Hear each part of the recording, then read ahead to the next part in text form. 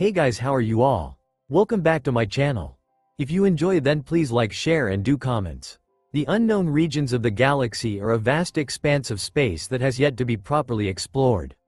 It has long been the source of many tales and wonders parents have told to their children before bed. Many have tried to venture off into the unknown region, situated in the west part of the galaxy, and far beyond the outer rim. Seeking after the many systems that have yet to be explored, the many resources yet to be exploited. However, long ago, the region was once a seat of power for a very old, very ancient empire that ruled with an iron fist. It was an empire forged upon slavery and aggressive expansion. It was an empire that predated the Republic, the Jedi, and the Sith. A very old and ancient empire indeed, yet, like all empires, it withers as the sands of time tick onwards. However, the after effects of that empire can still be seen. Far into the unknown regions, deep enough that one might even call it the edge of the galaxy, lies a star system. In that system is a planet with lush forests, large deserts, massive oceans, and a vast expanse of mountain ranges. It seemed like your average planet where life had found a way to thrive. Except in a unique way. He's done it again, a man shouted to his comrade as he gazed up at a large rocky formation with a frown, lip curled into a nasty snarl. Why is the Hokage always letting him get away with vandalizing the monument? Questioned a female as she shook her head and bore her teeth in a sneer. The Hokage monument, an iconic monument to display the visage of the 4 greatest men the village had ever known, carved into the side of a large mountain that overlooked the village below. The people greatly respected the Hokage. After all, they had all led the village through troubling times. "You'll never catch me at that speed," shouted out a young boy, clad in a horrible orange jumpsuit. It wasn't the jumpsuit that was repulsing, it was the color, really, a very vibrant sunset orange that made the eyes scream in pain. The boy ran, leapt, and skidded through the village at great speeds, while being chased by uniformed adults, all trying fruitlessly to catch the orange eyesore. "Get back here," one of the adults yelled. He was wearing a few bandages on his left arm and some holsters on his right, along with a vest. Tied around his head was a forehead protector, with a metal plating on the front consisting of a leaf engraved into it. "How is he this fast?" Another one shouted as they all stumbled and keeled over to catch their breaths. They were being outrun by a freaking kid. "He wasn't even a real genin yet. Must be the work of that demon," one of the men replied with venom in his voice. It was clear that the man was no fan of that kid. However, he was silenced by the next man. "Are you crazy? What if someone heard you?" "The third's law is still in effect," his comrade in arms reprimanded him in a hushed voice. The man just shrugged. "The village hasn't done too good of job at hiding it now, have they?" The man dismissed his colleague before returning to chase after the little orange speed demon. The other man sighed as he jumped on top of a buildings and began his search. They failed to notice a section of the wall behind them peel off, revealing the blonde-haired kid they were rushing after. The boy only looked at the retreating figures of the 2 men chasing him, trying to figure out what they meant. This wasn't the first time he was called a demon, but in all his years he still did not know why was he called such a thing. And they call themselves ninjas. The boy's expression changed from the sulk into a grin as he laughed at the so-called ninjas. Clearly, they weren't anyone special if they couldn't track down a single kid. His laughter was cut short as a shadow was cast down upon him, a large shadow. The boy started to nervously laugh as he slowly turned around. Standing behind him was a very tall man, whose most dominant feature was the scar that traveled arcos his one cheek, over his nose and to the other.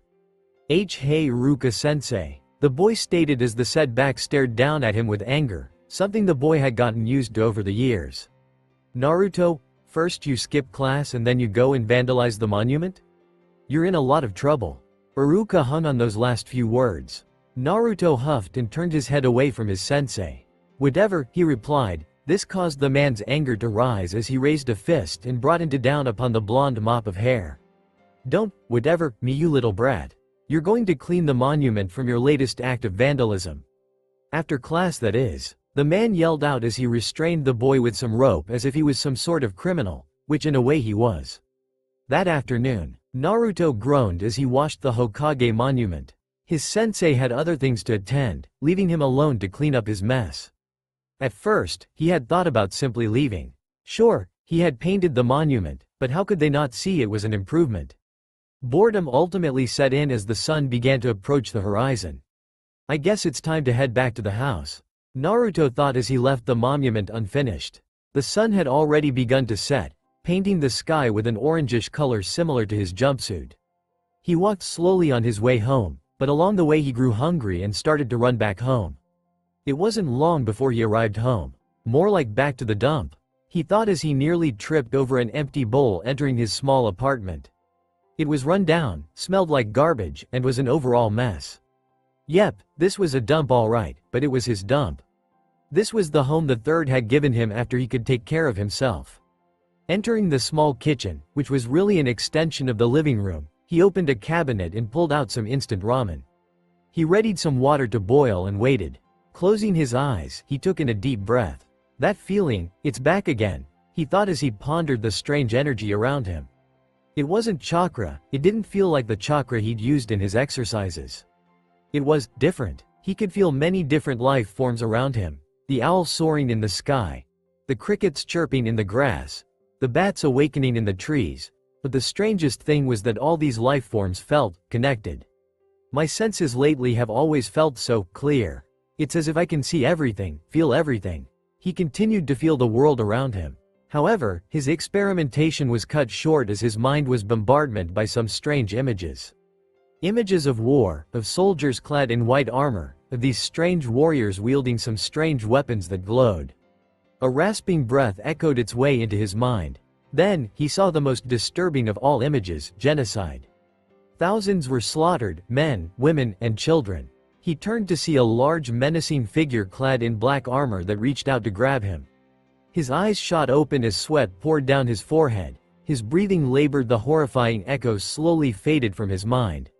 What was that? He questioned himself as he stood up, a bit disoriented from the experience. It was the strangest event with these powers of his. He had discovered them on accident a while back and had no luck figuring out what it was. It was clear to him that no one else seemed to possess this strange power. As if they would help even if they did. He was broken out of his thoughts as he heard the signature whistling of steam from his kitchen. Crap, the water! Naruto yelled as he quickly ran to grab the kettle. However, in his rush he accidentally grabbed the more metallic part of the kettle. As soon as he grabbed it, his hand recoiled back from the heat. However, as he drew his hand back, an invisible force seemed to pull the kettle off the stove, the water spilling over. What's going on here? He questioned himself in disbelief. Did he do that? No, that's impossible. He didn't launch any kind of attack. In fact, he hadn't seen anything touch the kettle. His thought grew frantic and then suddenly came to a stop. He gulped as he began to sweat. Is it a ghost? He stuttered out as he looked around carefully. The odds of his apartment being haunted by some ghostly being were quite likely. After all, it looked like someone was murdered here long ago. He slowly approached the kettle and picked it up carefully as to not offend any spirits. However, he quickly dropped it with a yelp as he heard a knock on his door. His heart began to beat faster and faster as he slowly turned towards the door. It didn't help that it was dark outside and only a single light source illuminated the hallway to the door. Please be Ruka-sensei coming to scold me. Please be Ruka-sensei. He prayed Ruka had noticed his unfinished work and was coming to make him finish the job. He slowly made his way to the door, sweat pouring down his forehead. With a trembling hand, he grabbed onto the knob of the door and gulped. This is it, he thought, readying himself for the worst. Time stood still as he slowly opened the door and found a green imp? What the hell? He questioned as he stared down at a strange green being. He was short, even shorter than him, yet the green little creature used a cane. The little thing had pointy ears and seemed quite wrinkly. It wore a robe the size fit for a toddler. The unknown creature seemed to be giving him a smile. Found you, I have. It spoke. It talked. Was he dreaming? Yes, this had to be a dream. He must still be experimenting with those strange powers of his, or it could have been that expired milk. This was all too much for him to handle, and so he did the next best thing. He fainted. The green little creature blinked as it stared at the boy. Expected a reaction like this, he did not. A few minutes later, Naruto groaned out as he sat upright in his bed with one of his hands massaging his head. He had the strangest dreaming apparently. First, some ghost knocked over his kettle. Second, a strange green creature had knocked on his door. I should really get some fresh milk next time. Naruto muttered with a sigh as he got out of his bed and headed to the kitchen to grab some water. Awake, you are. Good. He heard a voice, thought it sounded old and odd given how the words were spoken. Yeah, I'm good, wait a minute. Naruto shouted as he turned around to find that green little creature. Wait, you say? The little creature hummed as Naruto now looked at it with curiosity. It wasn't human, that was a given. What are you, a frog? Toad? Naruto questioned as the creature laughed, even the way it laughed sounded odd to him. A frog? Me? No. It answered as Naruto's sweat dropped. What was up with this little creature? Then what are you? Naruto questioned as he took a seat. The creature hummed and hobbled over to a chair and jumped on top of it. Naruto's jaw almost fell to the ground. That chair was too tall for it and it jumped on it. Okay, who are you? Naruto questioned seriously. The little green creature looked at him with a smile. Grand Master, I am. The little thing answered as Naruto almost fell out of his chair. That's not an answer. Naruto questioned as the creature laughed. An answer, it was. Perhaps not the answer you seek?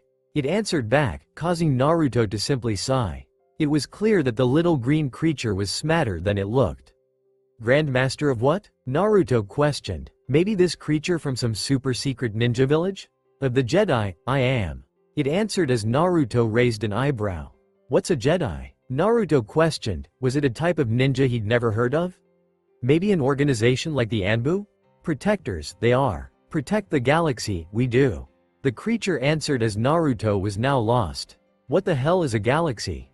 Okay, I didn't get any of that. Who are you again? Naruto questioned, wanting to know the name of this odd creature was talking to. Yoda, am I? The creature answered as Naruto nodded. It was clearly that whatever he was a male, given his vocals and his name. What an odd name, Naruto stated as Yoda laughed before he pointed his cane at Naruto. And what is your name, young one? Yoda questioned as Naruto grinned and pointed at himself with a thumb. Me? I am Naruto Uzumaki and I am going to be Hokage someday. Naruto introduced himself as Yoda hummed and nodded. A strong name, it is. Maelstrom, it means. Not wrong, am I? Said Yoda as Naruto's grin got wider. Finally, someone who didn't call him fishcake. Yeah, and you better remember it. Naruto stated as Yoda laughed. Clearly, this boy was more than he seemed. The force was unusually strong with this one. It had to be, after all. He wouldn't have left the Jedi Temple and journeyed into the uncharted edges of the galaxy to find one boy. Guided me, has the Force, yet clouded the future is. Yoda thought, not knowing what the future held for this boy, but it was something grand. However, there was something else about this child. Looking around the room, he noticed that there wasn't much, only the essentials one needed to survive. Food, water, clothes, and a bed. That was it. No pictures, no luxuries items, nothing. If Yoda were a Padawan, he might have thought that Naruto was living like a Jedi. Hey old man, Naruto shouted out as Yoda raised an eyebrow. Old, I am? He questioned him, acting a bit surprised that been referred to as old. You kind of are? I mean, look at you. You got wrinkles, you use a cane to walk around, and you hobble while you walk. I bet you're as old as the third. Naruto proclaimed as Yoda chuckled at that. He was far older than Naruto had assumed. Old, am I, but also wise. Yoda stated, establishing that fact that his old age had made him wise throughout the ages. Naruto snorted. Whatever old man, how did you find me? How come I've never heard of Jedis and galaxies and creatures like you? Naruto questioned, not knowing what a Yoda was, other than this Grand Master. Guided by the Force, I was. Led me to you, the Force has. Yoda replied as Naruto gave him a blank stare.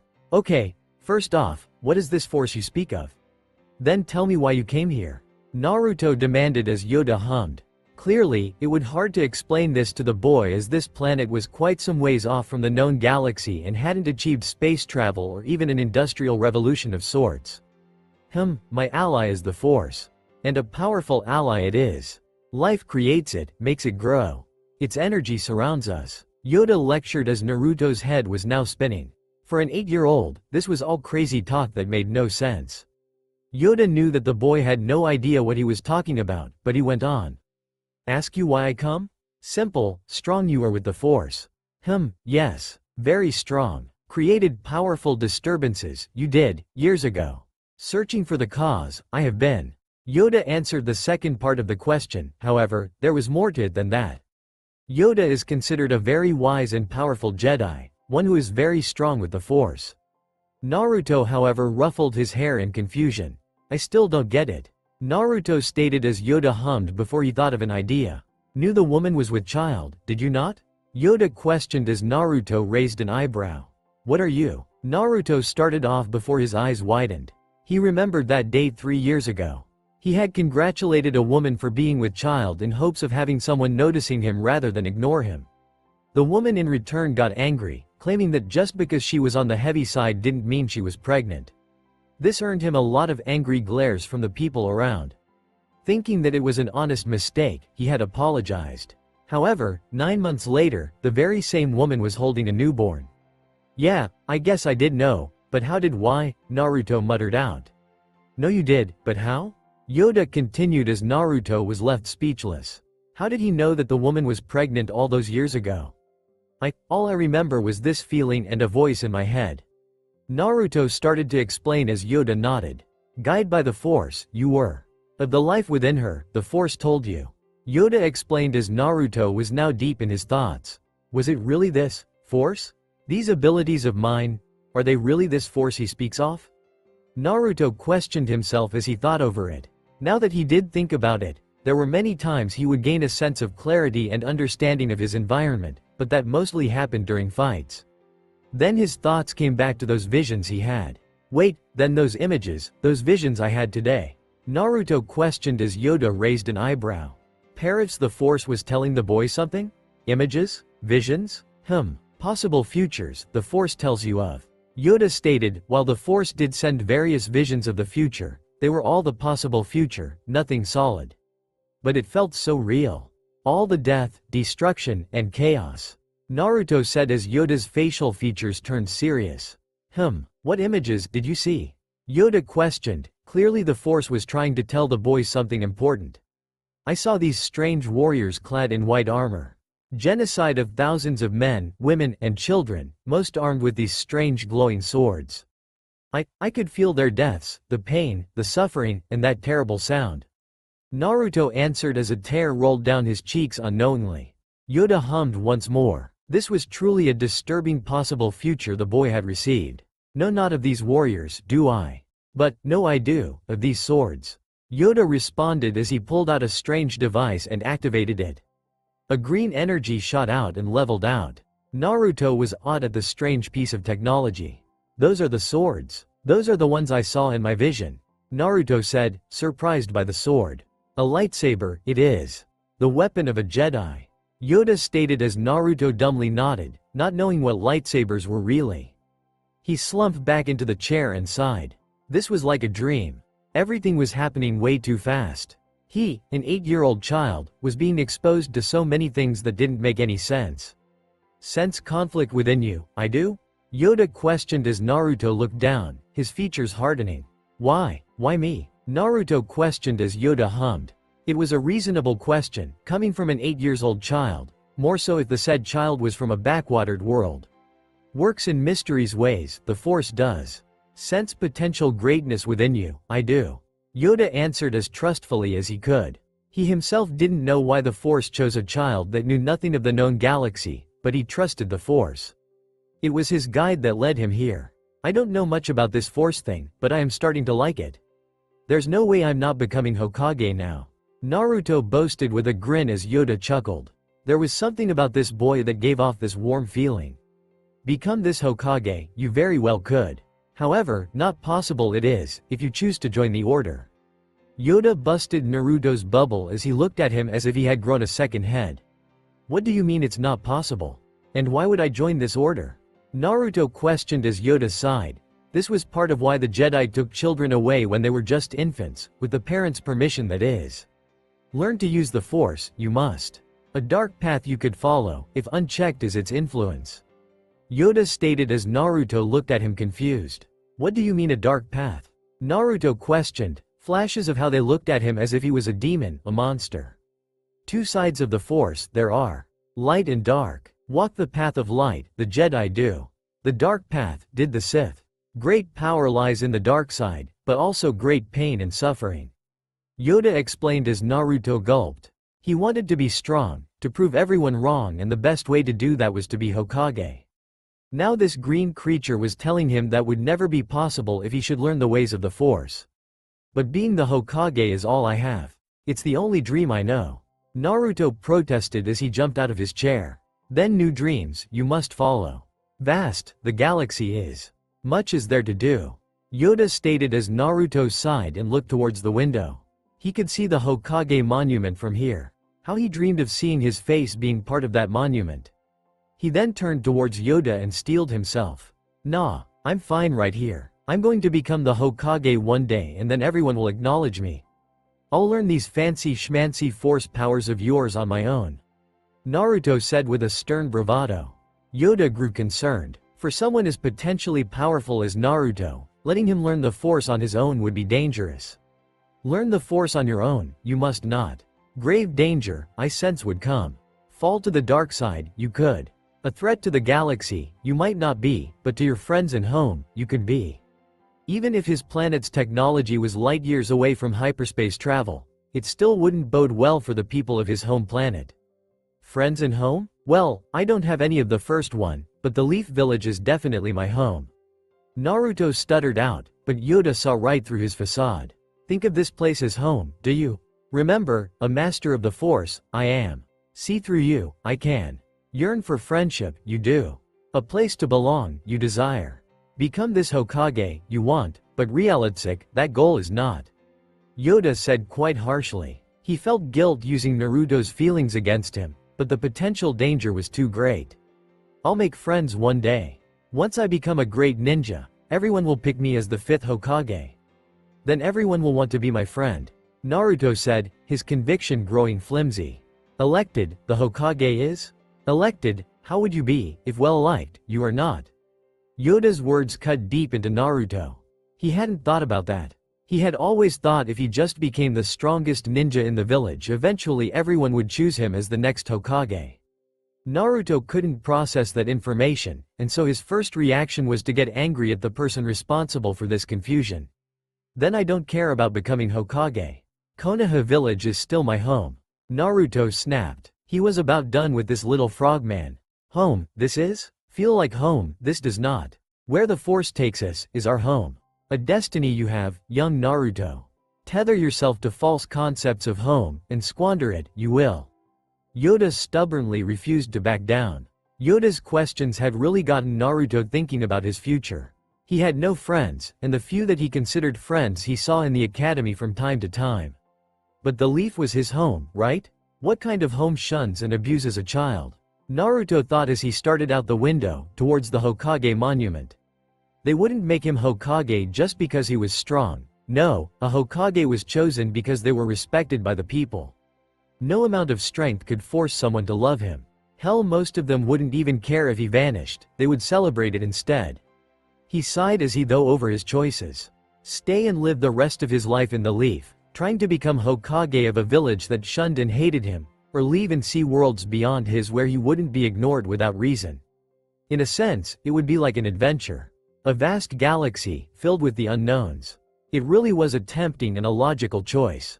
He said that these powers will endanger people around me if I don't do something, train them. Naruto thought as his fists tightened into balls. They would hate him more if he harmed someone simply because he didn't know how to control his power. He took in a deep breath before exhaling. He had made his choice. Fine, then let's go. Naruto stated as Yoda raised an eyebrow. Say goodbye to no one, you will? Yoda questioned as Naruto looked down sadly. There is no one to say goodbye to. You can use the Force, you know my instructors at the academy hate me, the villagers ignore me, the other children don't play with me. The only one who might actually care about me is Old Man Hokage, but it doesn't matter.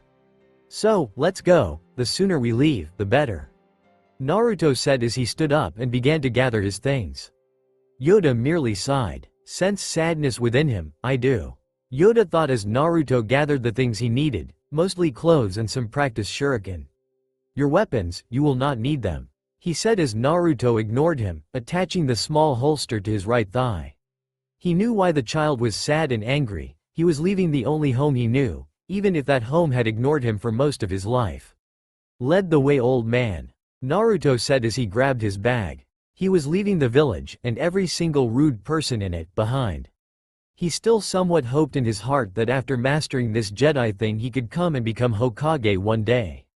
Yoda nodded and started to head out, at a very slow pace. Naruto exited his apartment with Yoda and shuddered a bit. The night was quite chilling. As he followed Yoda, he wondered how no one was throwing questionable look at Yoda. "Not to be rude, but why is no one looking at you?" Naruto questioned Yoda, who chuckled. "Weak, their minds are. Easily manipulated by the Force, they are." Yoda answered cryptically as Naruto's sweat dropped. What did he expect from this old man? An actual answer? He didn't know how long it took them, but they walked on and on, passing the gates of the village and through the woods that surrounded the village. "How much longer?" Naruto questioned, a bit annoyed. "Patience, it is the beginning of a Jedi." Yoda responded as Naruto rolled his eyes. "Sure," Naruto replied as Yoda finally stopped. Naruto's jaws almost fell to the floor as he saw this odd thing before him. "What is this?" Naruto questioned as Yoda started to board the strange structure. "A starship, this is." Yoda answered as Naruto shook his head and followed Yoda into the starship as Yoda called it. As he walked through the hallway, he found it quite large on the inside. As he followed Yoda, they entered what Naruto thought was a gathering area for the crew. On the right wall of the ship were some letters and numbers. YT-1760? Naruto questioned as dropped his stuff on one of the tables. "The ship's model, that is." Yoda responded, from a different area of the ship. Naruto started to explore the ship, finding many different rooms, mostly for the rest of the crew that was missing from the ship. Then he stumbled into the room where Yoda was. The end of the room consisted of glass and he could see the forest outside. There were many different buttons and other piece of technology around the room. "What room is this?" Naruto questioned. It wasn't crew quarters, that was for sure. "The cockpit, this is. Pilot the ship, from here you can." Yoda answered as he was punching in some numbers. Naruto marveled at it, but stumbled as the ship shook. "What's going on?" Naruto questioned as the forest started to descend. He walked up to the cockpit and once again he was given a shock of his lifetime. They were flying. "Holy, we're flying!" Naruto yelled, while looking down at the forest below that was getting smaller and smaller. "Taking a seat, I recommend," Yoda advised with an amused smile. Naruto blinked, but was suddenly thrown back as the ship started to accelerate at great speeds. "You could have told me that before, old man," Naruto yelled at Yoda, who was chuckling at the blonde's expense. What the two of them didn't know was that they had changed the future of Naruto's world and that of the galaxy as a whole. Grand Master Yoda is considered the wisest Jedi in all the Order. After all, he was over 800 years old. However, over the past few years, something has been amiss about him. While one might usually have found him teaching younglings or counseling young Jedi, he recently has been going in and out of the library, traveling to different planets, searching for something. Going through many holocrons stored within the depths of the temple vaults to no avail. One could also find him mediating almost all day, sometimes avoiding sessions of the council and so on. The other Jedi Masters began to worry. What had the Grand Master found that had all his attention? "With all due respect, Master Yoda, I think you should take one of us with you," Mace Windu stated as he and the rest of the Jedi Council had gathered in the temple's hangar. "Why?" It seemed like Master Yoda was going on a journey. "Go alone, I must." "Called to me alone. The Force has," Yoda replied as Mace Windu sighed. Yoda was being quite stubborn about this, saying how this was the will of the Force. "But what has attracted your attention for you to be this concerned?" Jedi Master Plo Koon questioned as he stroked his mask. Had the Grand Master seen visions? "No, I do not," Yoda replied as he started to board his transport as the Jedi Council looked at each other. So not only was Yoda going on this journey, but he also had no clue as to what he was looking for. The Force did work in mysteries ways it seems. If this is what you wise, may the Force be with you, Windu stated as the ramp closed and the ship slowly began to ascend before launching out of the hangar, heading straight towards space and to wherever Yoda had wanted it to go. It would be nearly 4 years later when Yoda would return. Present day. Holy crap. Look at the size of those buildings. Naruto shouted out as he marveled at the sight of Coruscant's skyline. They almost reached the heavens above. Yoda smiled at Naruto's enthusiasm. Naruto was still a child, despite the maturity he showed from time to time. Vast, the galaxy is. Much larger structures there are. Yoda stated as Naruto looked at him in awe. He couldn't imagine structures larger than the ones he was witnessing. It was impossible. If you say so, I'm just glad that we're gonna land soon. I was going to go crazy if I had to spend another month in this ship learning basic. Naruto said with mild annoyance. Hyperspace travel was cool at first, but seeing all the blue, black, and white lights was driving him insane as he studied the primary language of the galaxy. A month of studying had given him a decent understanding of the language, but he still had much to learn about the galaxy as a whole. The light freighter shot through the skylines of Coruscant and approached the Jedi Temple. As it approached the hangar, it slowed down and entered the hangar and was quick to land. You know, I didn't expect you to be a one hell of a pilot, old man. Naruto complimented Yoda, who chuckled in his own way as he jumped out of pilot's chair and began to head out. Naruto was quick to follow as he grabbed his bag, along with a few of the water balloons Yoda had been teaching him with. Naruto was far too excited to learn how to use the Force, and rather than punish him for his eagerness, Yoda had opted to use balloons as targets to levitate and toss around. A sort of game of catch where either could only use the Force to block the balloons. They were filled with water halfway through the training to increase both the difficulty and the consequences for Naruto. If he pulled them too hard, they would come smacking right into his face and soak him. Hey, wait up! Naruto shouted out as he ran after Yoda, who chuckled while he hobbled out of the ship. Not long after Naruto ran out of the ship after Yoda, he ran face first into something soft, yet firm, and bouncy. It felt like he ran into two plush pillows, and for a moment, he wanted to lie down and take a nap before he came to his senses and realized he had collided into someone's backside. Hey, watch where you're going, brat. Running into me like that. The person he ran into happened to be a female in her teens. Naruto looked up and almost did a double take. She had shoulder-length, silky blonde hair with a strange-looking braid, and pale blue eyes, just like him. The only difference between the two were the skin tone and the fact that Naruto had whiskers on his cheeks. At first, Naruto blushed, but quickly shook his head and stood up. Me? You're the one standing in everyone's way. Naruto yelled back as he shot her a glare. The adolescent girl looked down at him, taken aback by the boy's lip. What? You're the one who was running recklessly through the hangar. She countered, only to receive a glare from Naruto. If she could call it that. He was pouting and glaring at her, and he looked so damn cute doing it too. The fact that his whiskers were adding to his cuteness was just overkill. The young woman resisted the urge to pinch his cheeks in her hands and let her scowl relax into a more passive expression. Seeing this, Naruto smirked and quickly threw a water balloon at her, and it hit her dead on. Ha! Naruto yelled as he chased after Yoda, leaving the young woman in a state of disbelief. Was she really just pranked by a kid? Quickly breaking out of her trance, she turned on her heel and began to chase him, the scowl on her face returning 100-fold. Hold it right there, you brat. She yelled as Naruto simply laughed as he sprinted down the large hallways, passing Yoda, who shook his head, but you could see a small smile on his face. Already causing trouble, is he? Yoda asked himself with a chuckle as the teen girl ran past him. Naruto ran as fast as he could, turning the corners fast, dodging the many younglings, Padawans, and even some Jedi Knights. However, this girl wasn't about to give up the chase so easily. She was just as fast as he was, and there was no way she wasn't going to teach this prankster a lesson. When I get my hands on you. The female Padawan bellowed down the hall as Naruto laughed at her attempts to catch him. How are ya gonna do that with your current speed, slowpoke? Naruto taunted as he looked back while turning a corner. Big mistake. Once again, he bumped into someone. This time, the force knocked him back on his rear as he looked up. It seemed that he had bumped into a male this time. The young man had short light brown hair with a long braid hanging over the front of his shoulder. His gray-blue eyes gazed down at him with a raised eyebrow. Someone stop that key, Kenobi? The girl stopped after rounding the corner. The young man named Kenobi looked up at her and blinked and then back to the child and gave him an amused smile. Well, hello there, Kenobi said with a small smile as he offered Naruto a hand up. Right back at ya. Naruto responded as the female Jedi got a sweat drop. Really? You bump into me. And I get a water balloon in my face. But you bump into him and all he gets is a greeting? She questioned between labored breaths as the adrenaline wore off. Naruto simply shrugged and turned back to her. He didn't accuse me of anything.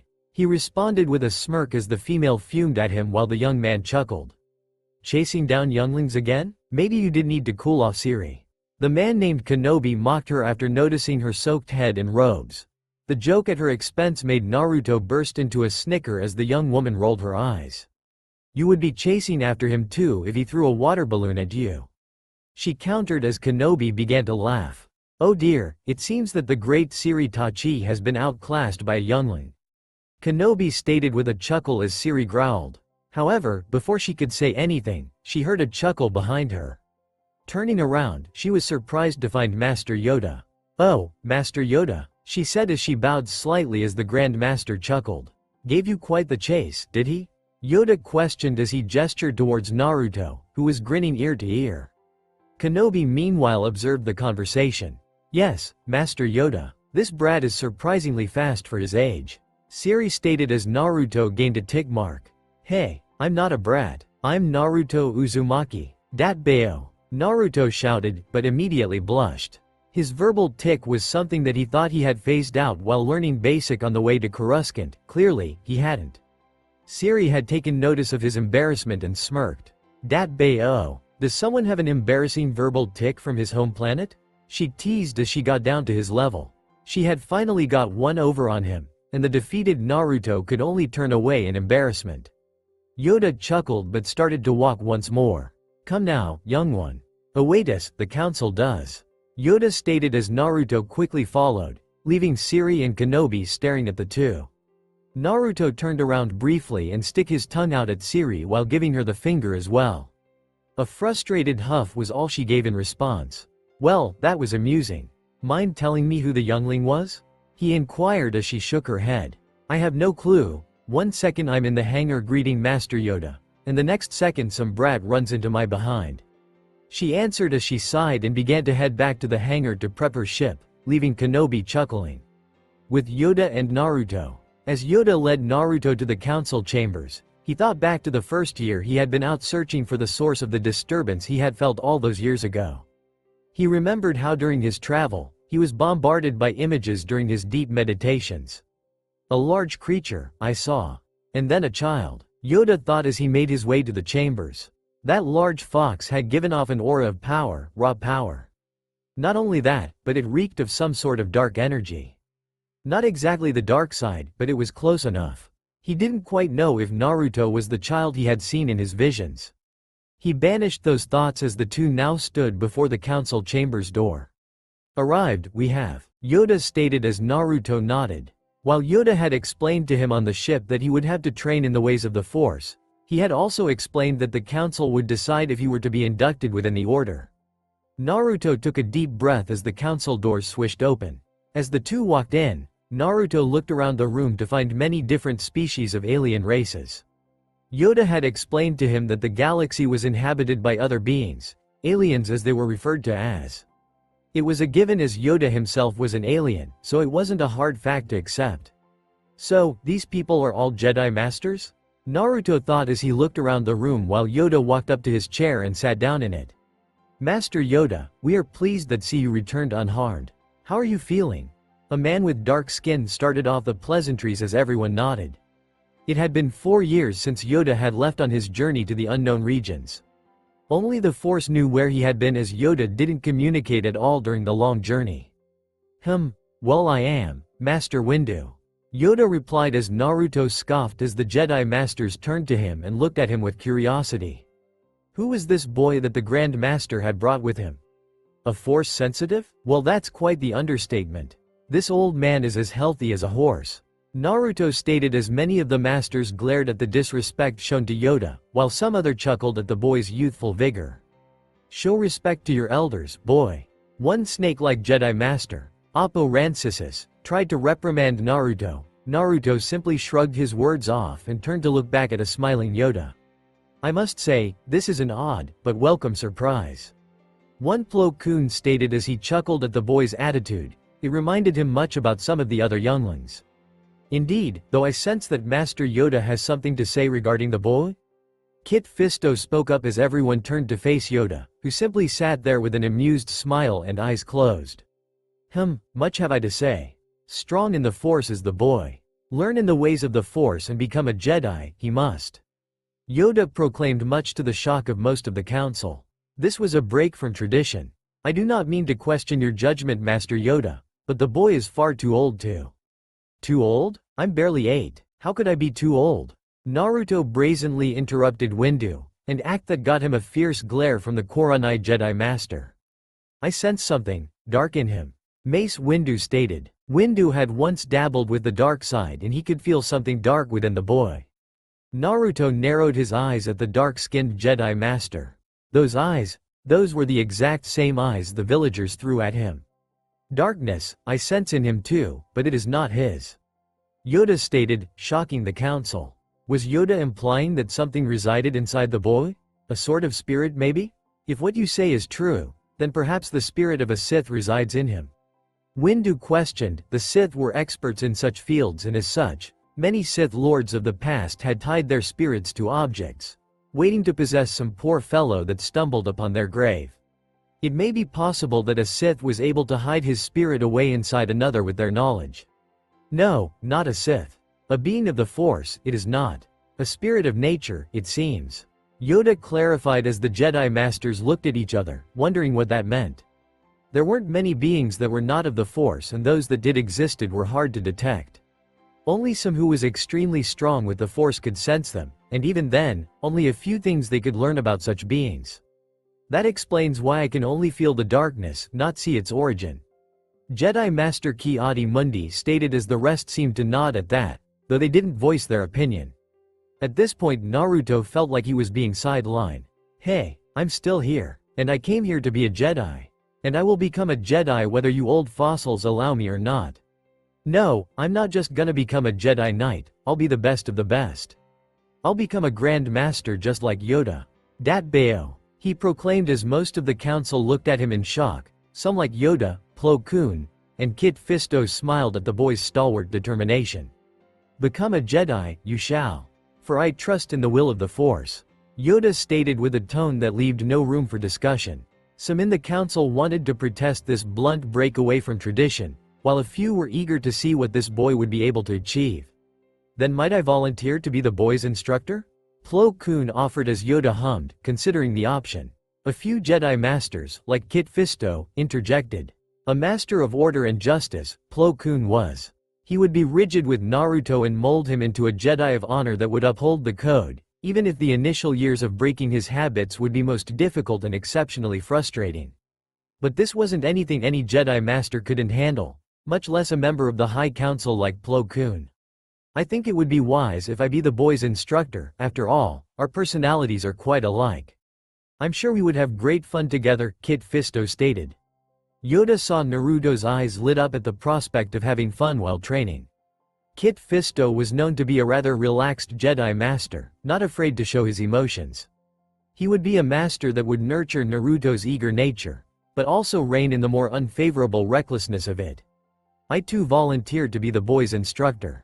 I sense great power within him, power that needs to be refined and perfected. Shakti offered to some surprise. She had remained quiet until now. As a Togruta from Shili, Shakti was a master of stealth, but also a master of words. Naruto had told Yoda he'd been training as a ninja on his homeworld, and he would definitely excel in that aspect under Shakti. Not to mention she might teach him to talk his way out of a fight instead of rushing in headfirst. With all due respect, Master Yoda, if this dark energy within him tries to control the boy, then maybe it is best if I become his instructor. Out of us all, I have the strongest connection to the dark side. Even if it is not of the Force, it is definitely a dark entity. Mace Windu stated, once again shocking many. He was against the boy's induction to the order and now he wanted to be his instructor? Yoda hummed, taking into consideration everything he knew about Naruto, his personality, his lifestyle and that of the masters that had volunteered. Mace would have been the safest choice for Naruto's master, but was the safest master necessarily the best one? Be his instructor, Master Plo Koon will be. Teach him to be calm and collected, he will. Control the darkness within, Naruto will. Trust in the Force, we must. Yoda answered as Plo Koon nodded and stood up and approached Naruto. Well then, I shall be your instructor and hopeful master. Come with me, young one. We should find you a room. Plo Koon spoke as Naruto slowly nodded. Even though he couldn't see the eyes of this man, or even most of his face, there was this voice in the back of his head telling him to trust this man. About time. The sooner we get started, the faster I can become Grand Master. Naruto stated as Plo Koon chuckled. Patience is the beginnings of a Jedi. It would do you well to lull your anticipations. Plo Koon stated as Naruto rolled his eyes. Yoda however chuckled at that statement. It seems like Plo Koon unknowingly embarked the same lesson Yoda had when they first met. With that said, Plo Koon led Naruto out of the chambers and to the quarters where the younglings lived. Plo Koon said as they walked that today Naruto would have for himself, exploring the temple, but tomorrow the training would begin. With that said, Naruto began to explore the temple, passing by Mei younglings, Padawans, knights and masters. As he passed some of the class, something caught his attention. In one of the classrooms, a blue-skinned female was practicing lightsaber form. Not that Naruto knew what it was called, but she was practicing Jarkai, using her two lightsabers, one blue and the other green, to deflect multiple blasts from training remotes. Her movements were graceful, with not a movement wasted. His attention was shifted to the female youngling. She was perhaps a couple of years older than him, but what interested him more was species she was. Those strange-looking appendages on her head had Naruto scanning through his memories. He was sure he had seen someone like her in the books he read. What was she called again? Ah, a Twi'lek. She's pretty. Naruto thought with a blush before he froze as he saw her looking at him. With him being distracted by her beauty and grace, she was easily able to walk up to him with a frown on her face. What are you looking at? She questioned as Naruto blinked before he gave out a nervous laugh. Ah, nothing. I was just thinking how pretty you looked.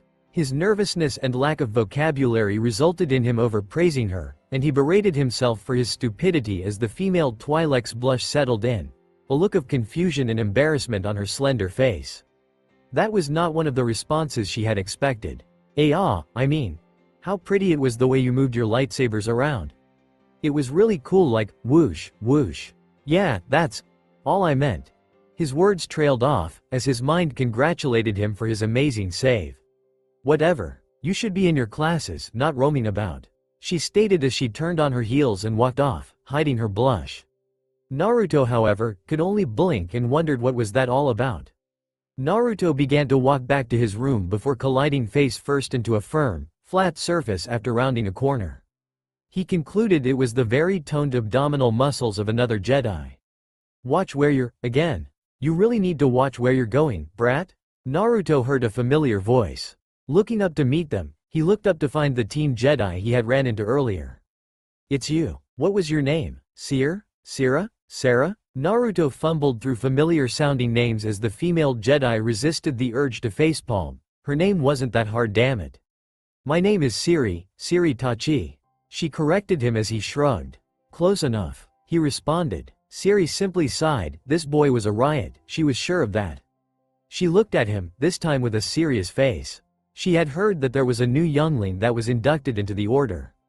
It seems that news traveled fast. So, you're the new youngling? I heard that your instructor is going to be Master Plo Koon.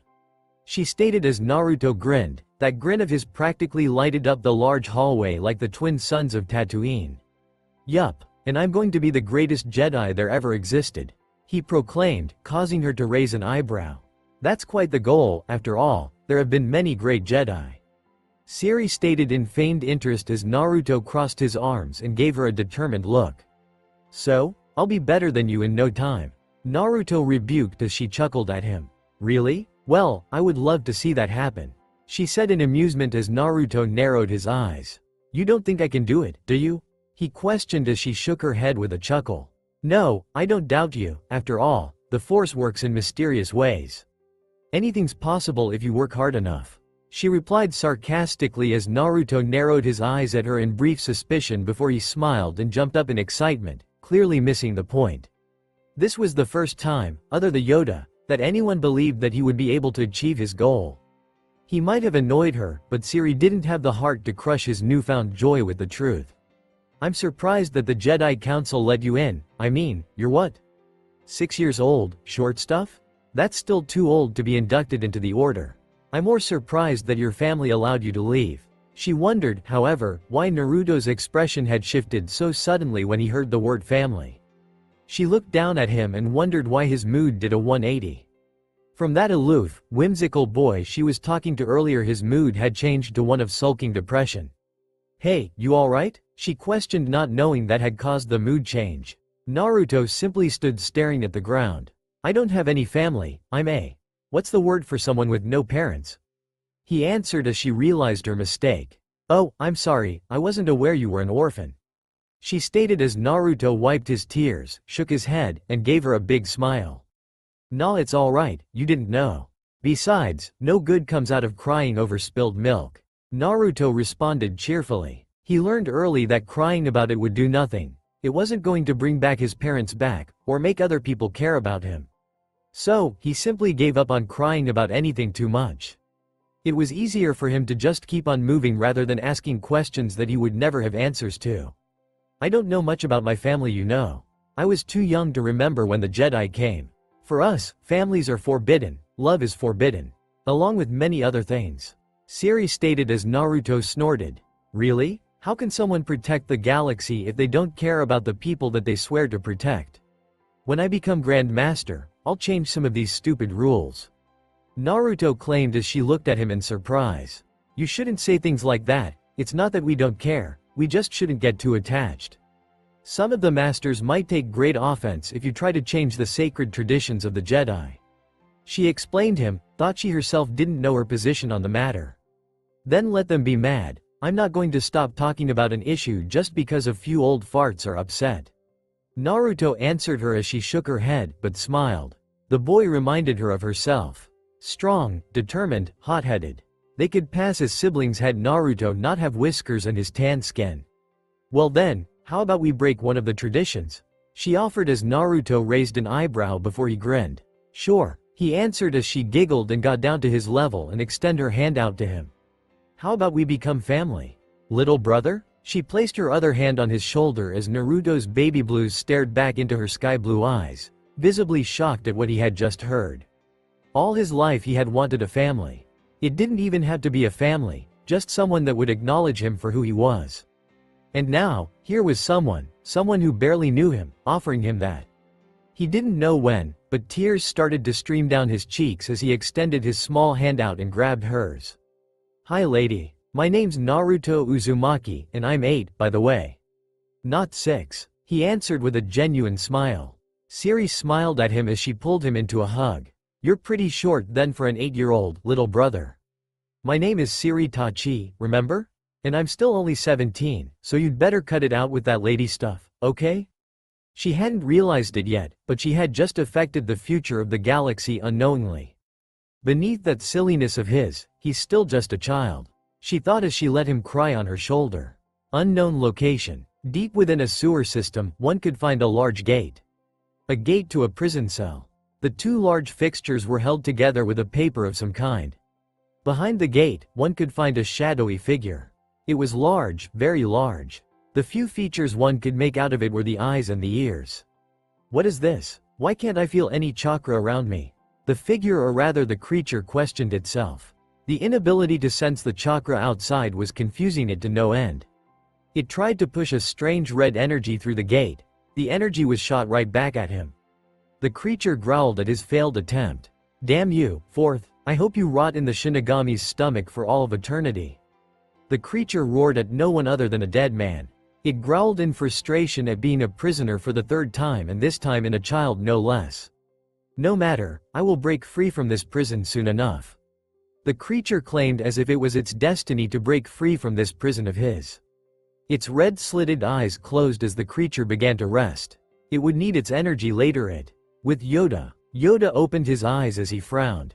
There it was again, that disturbance in the Force, but this time it was closer, a lot closer. This confirmed his suspicions. It seems like Naruto was the cause of the disturbance he had felt now and he did 4 years before. Whatever it was, he could feel a dark energy of sorts before it quickly faded it away. It faintly reminded of the energy he had felt in his vision 4 years ago. Fox, it was. Trapped it is, inside Naruto? More mediation, I need. Yoda thought as he closed his eyes and began to meditate once more, allowing the Force to guide him. His mind and senses were enhanced, but surroundings changed to that of a forest. Ahead of him was a large beast, its 9 tails lashing out at everything. However, at that moment its tails and body were held down by golden chains. He turned to look towards the origin of the chains, but saw nothing, as if there was a cloud in front of him. Before he could investigate any further, a tall figure, clad in some sort of black armor, appeared before him. "Now you die, Jedi." He heard a sinister echoing voice as the armored figure raised a red saber and brought it down at him. At that moment, Yoda opened his eyes. He turned towards the window and noticed that the sun had already set. He frowned as thought about the vision he had just seen. Part of it was the past, the other a possible future. Clouded, the future is. Work of the dark side, this must be. Yoda thought. What was the Force trying to tell him?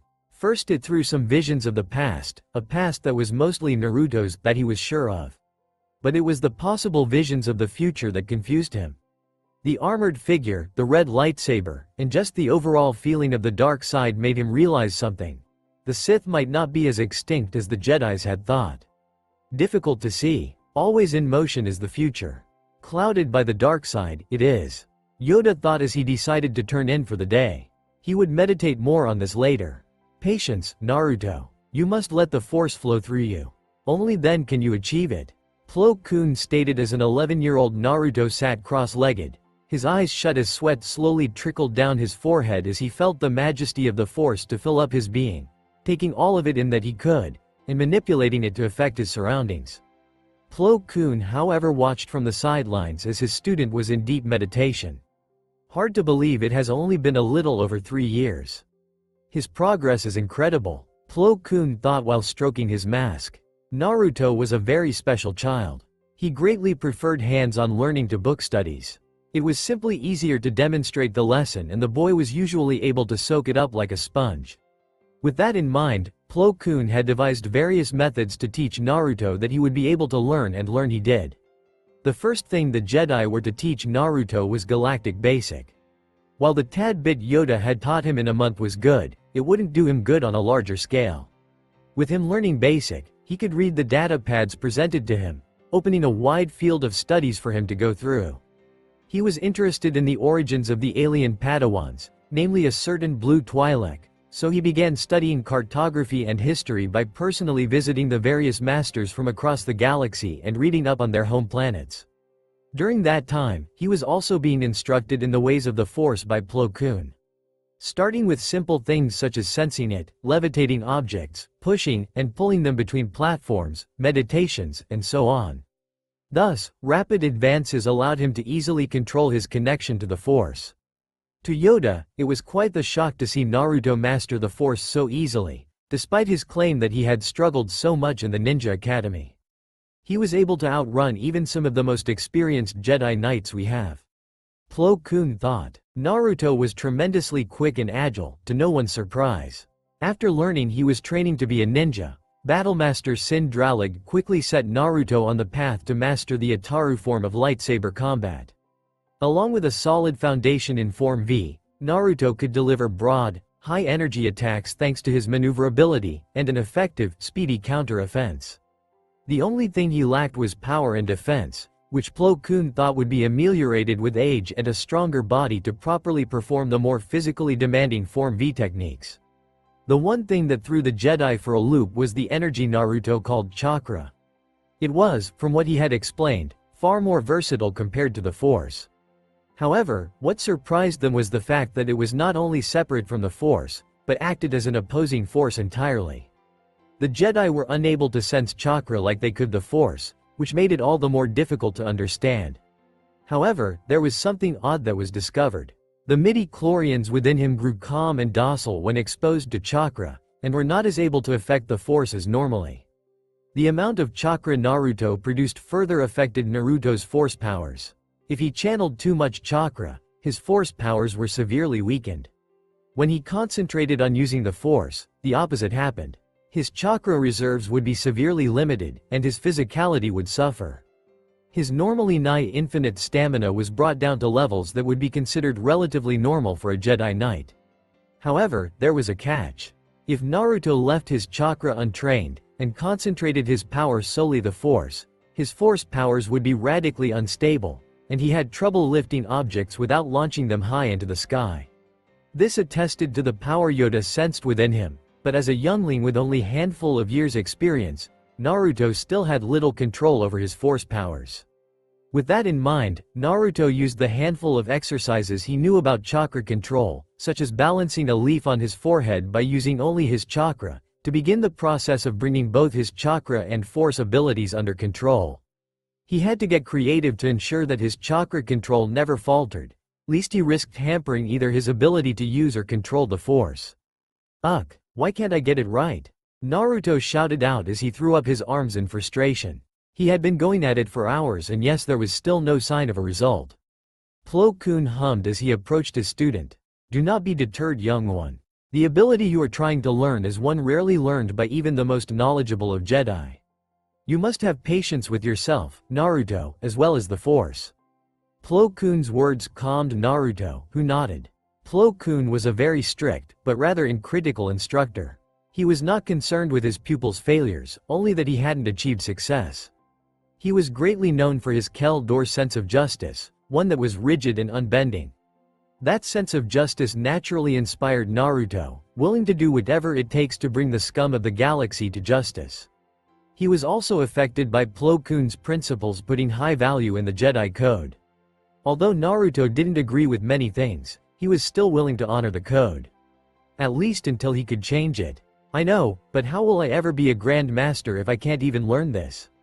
Naruto questioned as Plo Koon stroked his mask. Have you not put any thought into why there is only one Grand Master in the entire order? Master Yoda is more than 800 years old. Far older than you, thus his experience and wisdom far outweighs yours, but even he was once a student. He didn't become a Grand Master in a few years. It took him decades, more decades than most humans can live for. The point is, the road to achieving your goals is never easy, after all, that is why they are called goals. His instructor answered as Naruto nodded again, more slowly this time, understanding a tad bit of what Plo Koon was saying. Come now, the council would like to speak with us soon. Plo Koon said as he stood up and started to head for the door. Naruto raised an eyebrow. What could the council want with them now? Oh no, this isn't about that prank, was it? I didn't mean to turn your robes lime green, Master Plo, I swear. He didn't waste any time and leapt to his feet, following his master out of the room. The walk itself was slowly and quite as they took their time. It wasn't long before they arrived at the doors to the chamber, and waiting there was Obi-Wan Kenobi and his master Qui-Gon Jinn. Naruto smirked as he spotted Kenobi. Hey, Kenobi, what are you doing here? Naruto questioned as the 20-something Padawan looked down at Naruto. He merely smiled and shrugged. I'm not sure myself. All Master Qui-Gon said was that the council requested our presence. Kenobi answered while stroking his chin. He said it very seriously, too. Like he was a sergeant giving orders to his troops. While the two talked, the Jedi Masters bowed to each other as they waited for the door to open. I suppose you know why the council called for us? Plo Koon questioned as Qui-Gon hummed. I have an idea, though I am not sure.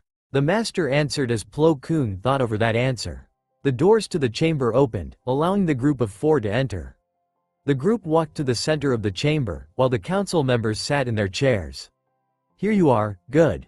Yoda stated as he smiled at the group. The group of 4 bowed slightly as Mace Windu chose to take the floor. Sorry that we cannot dispense with more pleasantries, but this matter is urgent. Mandalore has been going through a civil war for quite some time now. Insurgents have invaded their ranks in a bid to take power and to re-establish the Mandalore of old, or at least a more militaristic Mandalore. This has thrown the whole system into chaos as the leader of the new Mandalore faction, Duchess Satine Kryze, along with most of her leadership, has been forced into hiding. Windu started out as many of the members whispered amongst one another. And why is that a concern of ours? Obi-Wan spoke up, questioning the council as many masters shared glances. Some 5,000 years ago, the Mandalorian clans once grew so powerful that they once rivaled the Republic, and were all too eager to prove it in combat. These Mandalorian crusaders were bloodthirsty enough that the entire galaxy was engulfed in war. Such a Mandalore can never again be allowed. Master Fisto answered as the nature of this meeting dawned on them. They would once more be a threat to the Jedi, the Republic, and peace itself within the greater galaxy. Master Adi Gallia continued, "The Mandalorians are by their very nature a warlike people, and every Jedi should know of the ancient Mandalorian crusaders that sought to test their mettle against us. Should Mandalore be allowed to revitalize its military, then they would become a powerful force within the galaxy, one that would be all too eager to expand beyond its current borders." The Mandalorian Wars were a topic often considered to be better left unsaid. They were a very dark chapter in galactic history that led to the deaths of many Jedi, as well as many Republic soldiers and Mandalorian clans. "Yes, my first mission, I can already taste it," Naruto thought as he was lost on the proceedings. "So, what are we to do?" Master Plo Koon scanned the faces of the masters on the council. He could tell some were against it, others were in favor. Naruto was jumping in his mind, his face beaming with excitement. It would be in our best interest that the new Mandalore faction comes out on top. Their ideology is centered around pacifism, very different from the traditional Mandalorian way of life. Windu finished as the Jedi Council debated about the involvement of the Order into politics. "I agree with Master Windu. A militaristic Mandalore would be dangerous at best, and warmongering at its worst. Either of these futures is one we should aim to prevent." Qui-Gon Jinn threw in his opinion on the matter. Yoda meanwhile observed the group of four, though most of his attention was on Naruto. "So, we're to aid the Duchess faction like the Jedi are common mercenaries?" Master Rancisis raised his voice in opposition to the plan. "No, we cannot get involved directly. This is an internal matter between Mandalorians. Any aggressive action against them would be construed as war, and it could potentially endanger the lives of other Jedi out on missions. They would be unsuspecting and the consequences could be fatal. Master Windu has thought of a plan to avoid any direct confrontation. We are only protecting the Duchess, not fighting for her." Master Mundi shut down the protest of Master Rancisis. "Go to Mandalore to protect the Duchess, Master Qui-Gon and Plo Koon will. A danger too great to ignore, this is. They must go, along with their Padawans." Yoda finally spoke up as many raised an eyebrow. "Master Yoda, forgive me, but Master Plo Koon does not currently have a Padawan," Jedi Master Even PL pointed out as everyone nodded. Yoda however gave him a confused look. "No Padawan, you say? Sure about this, are you?" Yoda answered as many leaned in to hear what he had to say. So did Naruto, wondering who Plo Koon's Padawan was. Though Plo Koon himself knew who Yoda was talking about. Yoda chuckled as he pointed his cane at Naruto. "Your Padawan, he is." "No?" Yoda questioned Master Plo Koon as everyone blinked and looked at Naruto and back to Plo Koon, whose masked expressions didn't help much. Naruto himself blinked. "I understand why Kenobi would be chosen to go, but why Naruto? He is still far too young and inexperienced to be a Padawan learner. Much less go out on dangerous missions such as this one." Mace Windu questioned as Naruto rolled his eyes. Why did Windu had to be an ass to him every time something good happened to him?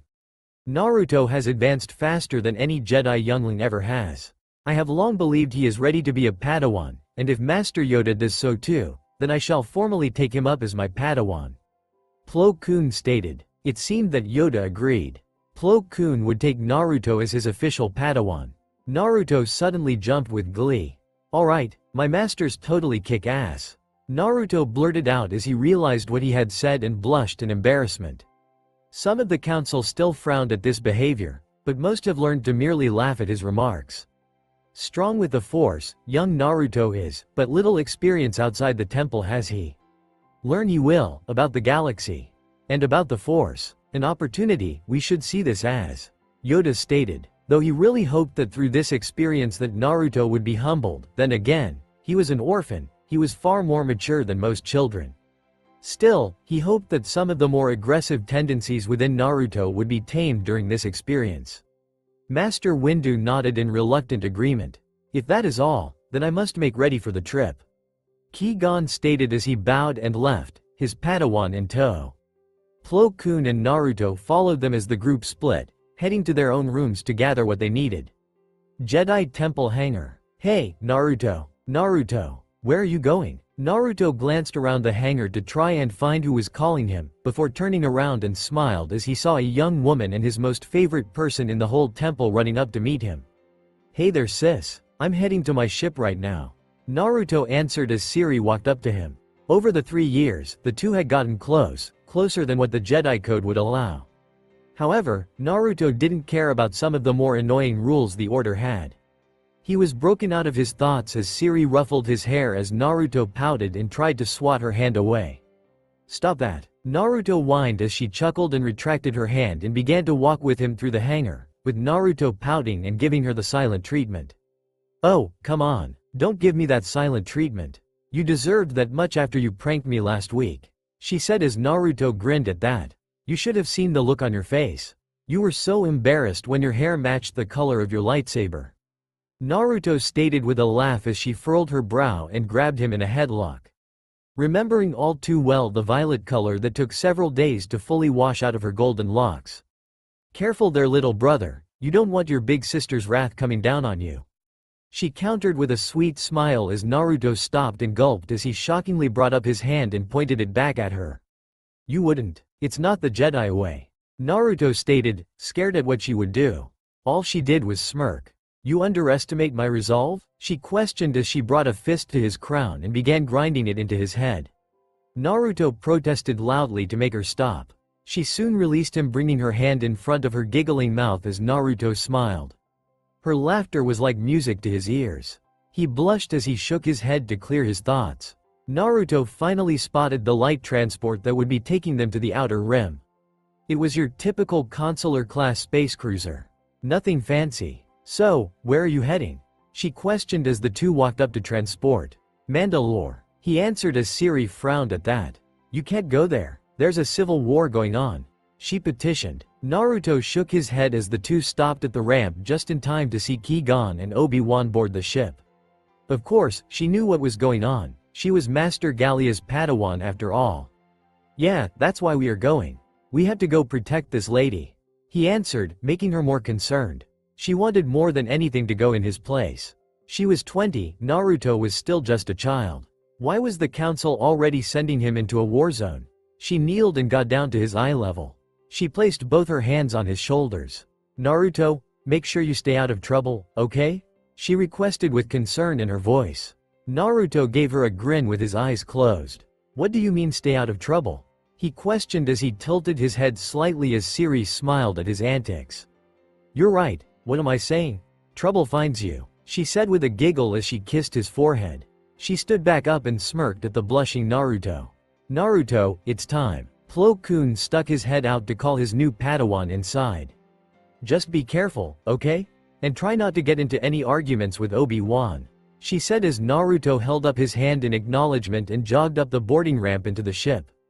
The ship's ramp closed and it slowly started to levitate before it turned around and shot out of the hangar. Siri sighed and looked at the retreating ship. May the Force be with you, she muttered as she kept her gaze at the retreating vessel, before it was far out of her sight. Turning around, she began heading towards the training fields. She had to meet with Master Gallia soon. Mandalore. It was only a day before the transport ship exited out of hyperspace with Mandalore in their sights. The group of 4 Jedi readied themselves as the ship approached the moon of Mandalore, Concordia. The Duchess and her family had retreated to the moon after they were attacked at the capital. It seemed that not even the Grand Palace was safe from the insurgents. You ready? Naruto looked to Obi-Wan, who nodded. Yes, but are you? He snarked back as Naruto gave him a fox-like smirk. What's that supposed to mean? I was born ready, he said with conviction as Kenobi rolled his eyes. The two followed their masters down the ramp, their cloaks hiding their appearances. This is a war zone, not a picnic. I don't know what Master Yoda was thinking sending a child, Obi-Wan said as Naruto frowned at that statement. I'm a Padawan like you, not a child. Naruto shot back as Obi-Wan shook his head. You have only recently become a Padawan, too recently. Just stay behind me and you'll be fine, he said as Naruto resisted the urge to growl. After 3 years of training with his master, he had learned to better control his emotions, well, at least his more reckless and violent ones. He was still carefree and the laughable fool, says the Padawan who was sent to the Agri Corps to help cultivate crops. Naruto said with a snicker as Obi-Wan sighed in defeat. That was one chapter of his life that he would not want to remember. Being sent to the Agri Corps was the worst thing for a youngling who wanted to become a Jedi. Who wanted to spend their life growing crops? Not him. As the two Padawans bickered with each other, the two masters were having talks of their own. I'm not entirely sure how I feel about your new Padawan being here. Ki-gon spoke as Plo Koon frowned behind his mask. For some reason, Ki-gon was one Jedi who didn't like Naruto. For some reason, he merely tolerated him. Naruto has proven himself to be worthy. Out of all the younglings, he has advanced the furthest and the fastest. At a young age, too. Frankly, it is your Padawan I am worried about. After all, he was sent to help grow crops. Plo Koon said calmly, unknowingly teasing Ki-gon's Padawan the same way Naruto just had. The human Jedi Master kept walking. Obi-Wan is different. He is strong and experienced. I've no doubt he's almost ready for the trials. In time will be just as wise as us. He will make a great Jedi Master one day. Your Padawan? I'm not so sure. Ki-gon replied as Plo Koon shook his head. Naruto might be impulsive and act with his emotions sometimes, but his sense of justice is even stronger than mine. He will not sit back and watch as people are hurt by those who abuse their power. He is an unorthodox Jedi, but being unorthodox shouldn't be that unfamiliar to you, Master Ki-gon. You're infamous for disobeying the council. Plo Koon stated as the two stopped as they arrived at a forest opening. They're here, Ki-gon whispered as the group of four waited. From the opposite side, a few men and women emerged. They were armed with various blasters, with a few wearing uniforms. The apparent officer of the group walked past the group and stood in front of the Jedi. Did the order send you? He questioned as Plo Koon nodded. Yes, the order is willing to help you, but we are only here to protect the Duchess, not take part in this civil war. Plo Koon answered. The officer nodded and gestured them to follow. I'm Mikkel's son, Defense Minister of Mandalore and a key advisor to the Duchess, Satine. Please follow me, the Duchess awaits your arrival. Sun said as he turned around and began to walk, with the group of Jedi following the group. They walked for what seemed to be hours, before they finally reached a base of sorts. It was guarded by very extravagantly armored royal guards that had come with the Duchess and her family. Duchess, the Jedi have arrived. Sun bowed as he moved to the side to introduce the Jedi to his leader. Ki-gon stepped forward, pulling his hood down. Greetings, I am Jedi Master Qui-Gon Jinn and this is my Padawan Obi-Wan Kenobi. Qui-Gon introduced himself and his Padawan, who pulled his hood down as well. Obi-Wan blushed slightly as he looked at the beauty in front of him.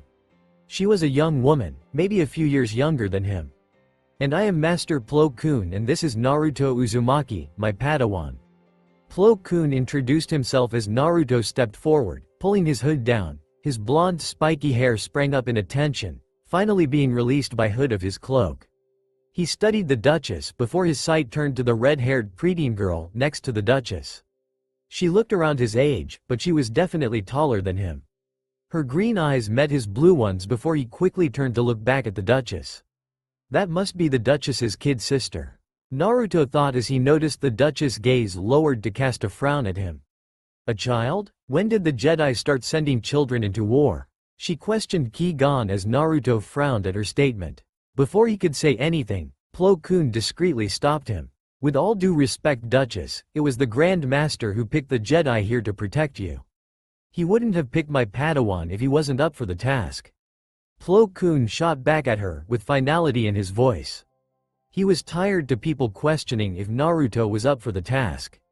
If he could escape from Jedi Knights, then he was ready in Plo Koon's eyes.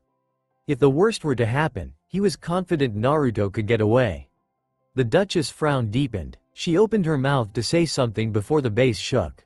What's going on? She questioned as she sat up, with dust falling all over the room. A few guards came running in. Duchess, we are under attack. They must have tracked the Jedi to our location. The guard captain shouted, bringing the attention of the Jedi to him, but he fell to the ground dead as a blaster bolt hit him in the back. Mandalorians clad in armor and bounty hunters wearing all different manner of uniforms stormed the base's entry hall. Is the situation here really this chaotic? Plo Koon cursed their luck. Obi-Wan, take Naruto and get out of here. Protect the Duchess and her family. Go, now, Qui-Gon ordered. For house cries. The guards shouted out as the Jedi Masters ignited their lightsabers, jumping in front of the Duchess, deflecting blaster fire back at the rebel faction. Naruto and Obi-Wan meanwhile escorted the Duchess and her family out into the underground portion of the base. This way, one of the guards yelled as Naruto and Obi-Wan followed the guards, but as they were about to around the corner, blaster fire rained down and struck two of the guards dead. Obi-Wan ignited his lightsaber, jumping in front of the Duchess, protecting her as he deflected the blaster fire. Naruto saw that Obi-Wan had the blocked path forward handled. However, more Mandalorian rebels stormed down the hallway from behind them, having rushed past their masters. They aimed their blasters at the Duchess and her younger sister. The two girls looked terrified as the blasters aimed at them. Satine rushed to shield her little sister with her own body before a snap hiss was heard behind them. Get down, she heard as a small figure jumped over her, a blue lightsaber in his hand spinning wildly, deflecting the blaster fire as he charged forward. The defectors started to focus their fire at Naruto, who shifted into Form V and began dodging and deflecting the incoming blaster fire. His defense slowly began to fail, so Naruto decided to go on the attack instead, bursting into a crazed rush of force-enhanced speed. As Naruto quickly approached his first opponent, he ducked down and rolled forward with a slash, but his opponent managed to take a quick step back, only getting cut superficially across the chest. He quickly stood up after realizing he was uninjured and resumed his attack. In these cramped hallways, Form IV was no good. Naruto's thoughts grew strained as he began to fall back. He shouted for Obi-Wan to follow as he grabbed the Duchess by the arm and yanked her, leading her and her little sister down a side hall. Are you okay? The red-haired girl questioned with a worried look as Naruto turned to her and gave her a bright smile. Don't worry your pretty little head over me. My job is to protect you. Naruto responded with that stupid grin of his. Obi-Wan had briefly deflected blaster fire from both sides as he quickly stepped into the side hall and began chasing after Naruto. The redhead was knocked out of her thoughts as Naruto grabbed her hand and began to lead her down the hall, following the rest of the group. As more insurgents arrived, they began to fire at the retreating group. Naruto grit his teeth as he turned his attention behind him and began to concentrate on limiting his chakra reserves. Obi-Wan, sensing his intentions, did his best to overtake Naruto, who threw out a powerful wave of force energy with his hand. The powerful push of force energy threw them off their feet, sending them flying back into the first hall, knocking a handful of them unconscious. Ha, serves ya right, Naruto yelled as he tightened his grip on the Duchess' sister and began to pull her again down the hall. They exited the base as various starfighters flew over ahead, locked in combat. A loyalist gunship broke through and landed near the open courtyard. A crewman opened the door and began using the side turret to fire on enemy starfighters. Get the Duchess on board now. One of the crew members yelled as Obi-Wan led the women to the transport, Naruto, and the girl in his hand following close. Qui-Gon and Plo Koon soon emerged from the ruined base through an alternate route with Mikkel's son and some Mandalorian guards. As they exited, Obi-Wan extended his hand out and jerked it back, causing the exit to collapse, trapping the troops chasing them inside the base. That should hold them off, nice work Kenobi. Now let's get going, Naruto yelled as he boarded the gunship, still holding the redhead's hand. As everyone boarded the gunship, it began to take off with fighter support. Inside the gunship, the two Padawans let out a deep sigh. Why you can let go of my hand now. The redhead blushed as Naruto blinked and looked down before letting go. Oh, sorry, he responded nervously as he let go of her hand. The girl brought her hand up to her chest and took hold of it with her other hand. Blushing, but also smiling. Maybe this won't be so bad, she thought as she glanced at the blonde next to him, a silly smile on his face. Her face heated up as she turned away. Perhaps something good could come out of this. Either way, the days to come would forever be in the memory of Bo-Katan and Kryze. Naruto sighed as the gunship slowly began to descend, another hideout. It had been months, 11 long, arduous months, They have been on the run from both the insurgents and the dozens of bounty hunters they had hired to assassinate the Duchess. Just a few days ago they had to abandon more of their comrades and relocate yet another base. The gunship slowly landed as the doors slid open, allowing the loyalist foot soldiers to disembark first.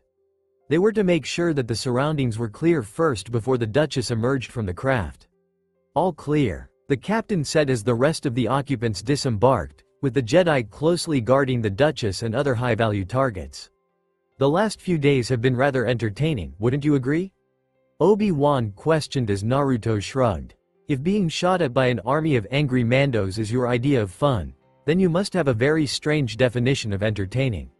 Are you masochist, Kenobi-senpai?" Naruto shot a grin as he let a bit of his native tongue slip into his inquiry with his newfound, older brother. "I was talking about you, rather. I think I finally know why Master Yoda wanted you to come along with us so badly, better yet, why he allowed you to suddenly become a Padawan after only a few years of training, Kohai. I was an initiate for quite some time before I was chosen as Qui-Gon's Padawan." Obi-Wan responded to his junior with snark and respect for his skills, though he would not dare voice his opinion was anyone else present. Both of them knew that Kenobi was far better simply because he had so much more experience than Naruto. They were a little over 10 years apart in age, but Obi-Wan had started his Jedi training from the proper age. All in all, this amounted to roughly a 15-year gap in experience, although at times it felt much smaller to the older Padawan. "It was because I'm awesome," Naruto responded as Obi-Wan sighed. He couldn't really argue anymore. Naruto had proven himself very capable over the past year and he continued to improve month after month. Obi-Wan had begun to step up his training. He was no longer sure the gap between them would last too much longer. Experience could only get you so far, after all. You needed to have talent and skill as well. Naruto had noticed that Kenobi's advantage in their sparring matches had begun to wane as Naruto adopted the Form IV techniques from his brother rival as well as his master, into his own bladework. It didn't hurt that Naruto was being mentored by one of the best Jedi warriors in the Order. Naruto's skill in Form V Shin had become very polished. The lessons of Plo Koon were better conveyed when facing off against real opponents with real blasters, rather than programmed training remotes. As the two walked in contemplation of each other's improving skills, the gaze of one Bo-Katan Kryze was fixed at Naruto. He was unique. He was nothing like the Jedi, at least from what her sister had told her about Jedis. "Bo, is everything okay?" She was broken out of her thoughts by Satine. She looked away, her eyes darting to fixate on anything, anywhere but towards the object of her affections. "Why yes," she responded as Satine raised an eyebrow and followed the gaze of her kid sister to Naruto. She frowned slightly. Turning to Bo, she rested one of her hands on her shoulders. "Bo, you know what I told you about Jedi and relationships," she stated as Bo looked down sadly before she shook her head in denial. "He's not like the other Jedis. He's brave, considerate, funny, and so much more," Bo countered as she blushed once more at her thoughts. Satine sighed as she looked at her kid sister. "I will not allow you to pursue a relationship with a Jedi. Not only that, but you are too young," Satine stated with finality as Bo slightly growled at her sister's declaration. She turned to her elder sister and shot her a fierce glare. "Aren't you the hypocrite? Don't think that I don't know about your late-night rendezvous with the other Padawan." Bo shot back as Satine almost fell, a blush covering her face. "That's different," Satine answered in a hushed voice. Bo rolled her eyes. "Clearly it was not. Only different because you're sleeping with him." Bo fought back as Satine's eyes widened with a scoff as she turned away from her sister. "It's different because I'm not interested in him romantically. And we haven't done that in a while. It's only a little casual fun and that's all it can ever be with these Jedi types, too obsessed about their code, and selflessness, and detachment from the world. Ah, I shouldn't even be talking to you about this stuff, you and Naruto are both only 12. Satine answered her sister with a twinge of scorn in her voice. However, Bo-Katan was unable to talk back any further, including mentioning that she was in fact 13, as the group stopped in front of an entrance that led to a hidden base. "You first, my lady." Obi-Wan gestured with his hand as the Duchess smiled and nodded and walked in, her royal guards following her with Bo in tow. The two Jedi Masters however were talking amongst themselves. You've done a great job training Naruto, he truly is a phenomenal Padawan. At first I wasn't so sure he was ready. But observing his last duel with Obi-Wan, I suspect he's every bit as capable as a Padawan his age should be. Even more so when it comes to his saber skills. Your warrior traits seem to have rubbed off on him substantially. I knew you would come around eventually, but sadly, I'm not so sure I feel the same. Plo Koon said with concern. What do you mean? Ki-gon addressed his doubts head-on. He seemed to have been enjoying the last fight. Perhaps Master Windu was right. He and his Vapad form might have been the best fit for Naruto. When we returned to Coruscant, I was thinking he should study under him for a while. Plo Koon suggested as Ki-gon hummed in consideration as the two stood guard at the base's entrance, while their Padawans went inside to stand guard. I disagree. I think learning Vapad would be more dangerous than therapeutic. Naruto has definitely improved his restraint over the past year, but learning something like that. I'm not so sure even Master Windu could set him on the right path after being exposed to all that emotion. Naruto has proven himself repeatedly during his time here on Mandalore and he has been invaluable to this mission. His martial skills are impeccable. Truthfully, he's gotten better with Form IV than even you are. I don't think there's much left that you can teach him in that regard. Instead of learning with Master Windu, let him study under me instead. It is my specialty after all. Ki-gon proposed as Plo Koon nodded in understanding. I've noticed a change in Obi-Wan as well. He's become much less arrogant, and his desire to improve so quickly is a cause for concern of mine. Ki-gon continued as Plo Koon frowned. Well, as much as one could with his or her mouth covered by a mask. So, you don't know about the fact that your Padawan has been meeting after hours with the woman we are here to protect? Plo Koon questioned as Ki-gon's eyes widened at this new piece of information. What? Ki-gon responded with a chuckle. You can't be serious. Ki-gon began to snicker. He couldn't imagine Obi-Wan, well-disciplined, and stuck-up Obi-Wan, sleeping with the Duchess of Mandalore. If what Master Plo Koon was saying was true, Ki-gon noticed his fellow master was looking him dead in the eye serious. Ki-gon hid his face as he thought of the discussion about attachments he would have to have with his Padawan after the mission was over. He needed to make sure Obi-Wan held no lingering feelings for the Duchess. You must be a deep sleeper, then. Plo Koon responded as he turned around and began his patrol, leaving a very amused Ki-gon deep in thought. While the two Jedi Masters were outside, Naruto and Obi-Wan were inside. Naruto was tinkering with his lightsaber. It was a generic blue-colored lightsaber given to all Jedi to train with. He would undoubtedly make his own lightsaber after the mission, but he still wanted to customize this one's length a bit to adjust to his new height, so he is tinkering with it like he did blasters, ships, and even droids. Isn't that dangerous? He heard a voice. Turning around he smiled as Bo came into his view. For some reason, he really enjoyed the few moments he spent with her.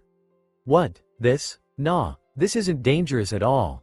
Naruto replied, but just then a few sparks escaped the lightsaber, causing Naruto to jump and drop the weapon. Bo let out an exasperated sigh and sweat dropped at the boy's gaffe. Right, she responded as Naruto chuckled nervously. The two stared at each other in silence before Bo turned her head away from him, a blush settling on her cheeks, unaware of how to express her feelings to a Jedi. Naruto meanwhile blinked his eyes in confusion. You alright? Naruto questioned as she nodded her head furiously in response. I'm fine, Naruto, why do people keep asking me that? Bo-Katan pondered as Naruto raised an eyebrow. She sighed once more. He might be a Jedi, but that didn't mean he was exactly bright. My sister told me that Jedi don't care about others, they never get attached with anyone. She elaborated as Naruto realized that she was talking about. Oh, yeah, most Jedi don't. Something to do with the dark side. Tenets, traditions, emotions, and stuff. But we definitely care about others. He answered casually. While Naruto might be powerful, he wasn't known to be book smart. All he knew that the dark side was bad and one should stay away from it. Are you one of those Jedi? She asked. Naruto gave her an inquisitive look, needing further information. I mean, are you one of the ones that don't follow to the Order's traditions? She questioned as Naruto gave her a grin. Well, the Order says that emotions lead one to the dark side. I find that emotions make one stronger. It is the bonds we make that makes us stronger. I fight to protect those that I love. My friends, family, and you. He answered as a darker shade of red settled on her face. What does that mean? She questioned as Naruto gave her a toothy smile. What does it mean? Well, you're someone precious to me, Naruto proclaimed. That did it. Bo just about fainted at that, off into her daydreams about eloping with a blonde Jedi Padawan. Some of the guards chuckled at the obliviousness of the blonde, while Satine frowned incredulous at her sister's behavior. What's on your mind? She was questioned by her not-so-secret lover. Turning around, she came face to face to Obi-Wan. The man was quite amused by her sister's dilemma. It's my sister, she is much too young to fall in love, with a Jedi no less, she stated as Obi-Wan frowned at that statement. Then what about us? He whispered as she looked down, deep in her thoughts. Mandalore is going through a civil war. So many of my people have died. After this is over, Mandalore will need rebuilding. Someone has to lead them, to guide them. Satine started as Obi-Wan slowly nodded. She was the leader of the pacifist faction. That means I cannot be distracted by anything, not even by my feelings, she stated as Obi-Wan sighed sadly. So, that's it? All for your people I suppose. Funny how things work. Me, a Jedi, dared to love and loved I did. Then there's you, not bound by an order or its code, seeking to detach yourself from everything all for the sake of your people. I guess you would have made a better Jedi than me. Obi-Wan chuckled at the irony. Satine frowned at that. She wasn't going to abandon her feelings. But, Mandalore needed a leader. I'm sorry Obi-Wan, she said sadly as she turned around, leaving the Padawan to his own thoughts. Different emotions going through his heart. Taking a deep breath, he sighed. He should have known better. He should have thrown caution when it came to love. While Obi-Wan was going through his mini-depression, Naruto was trying to arouse Bo from her daydreams.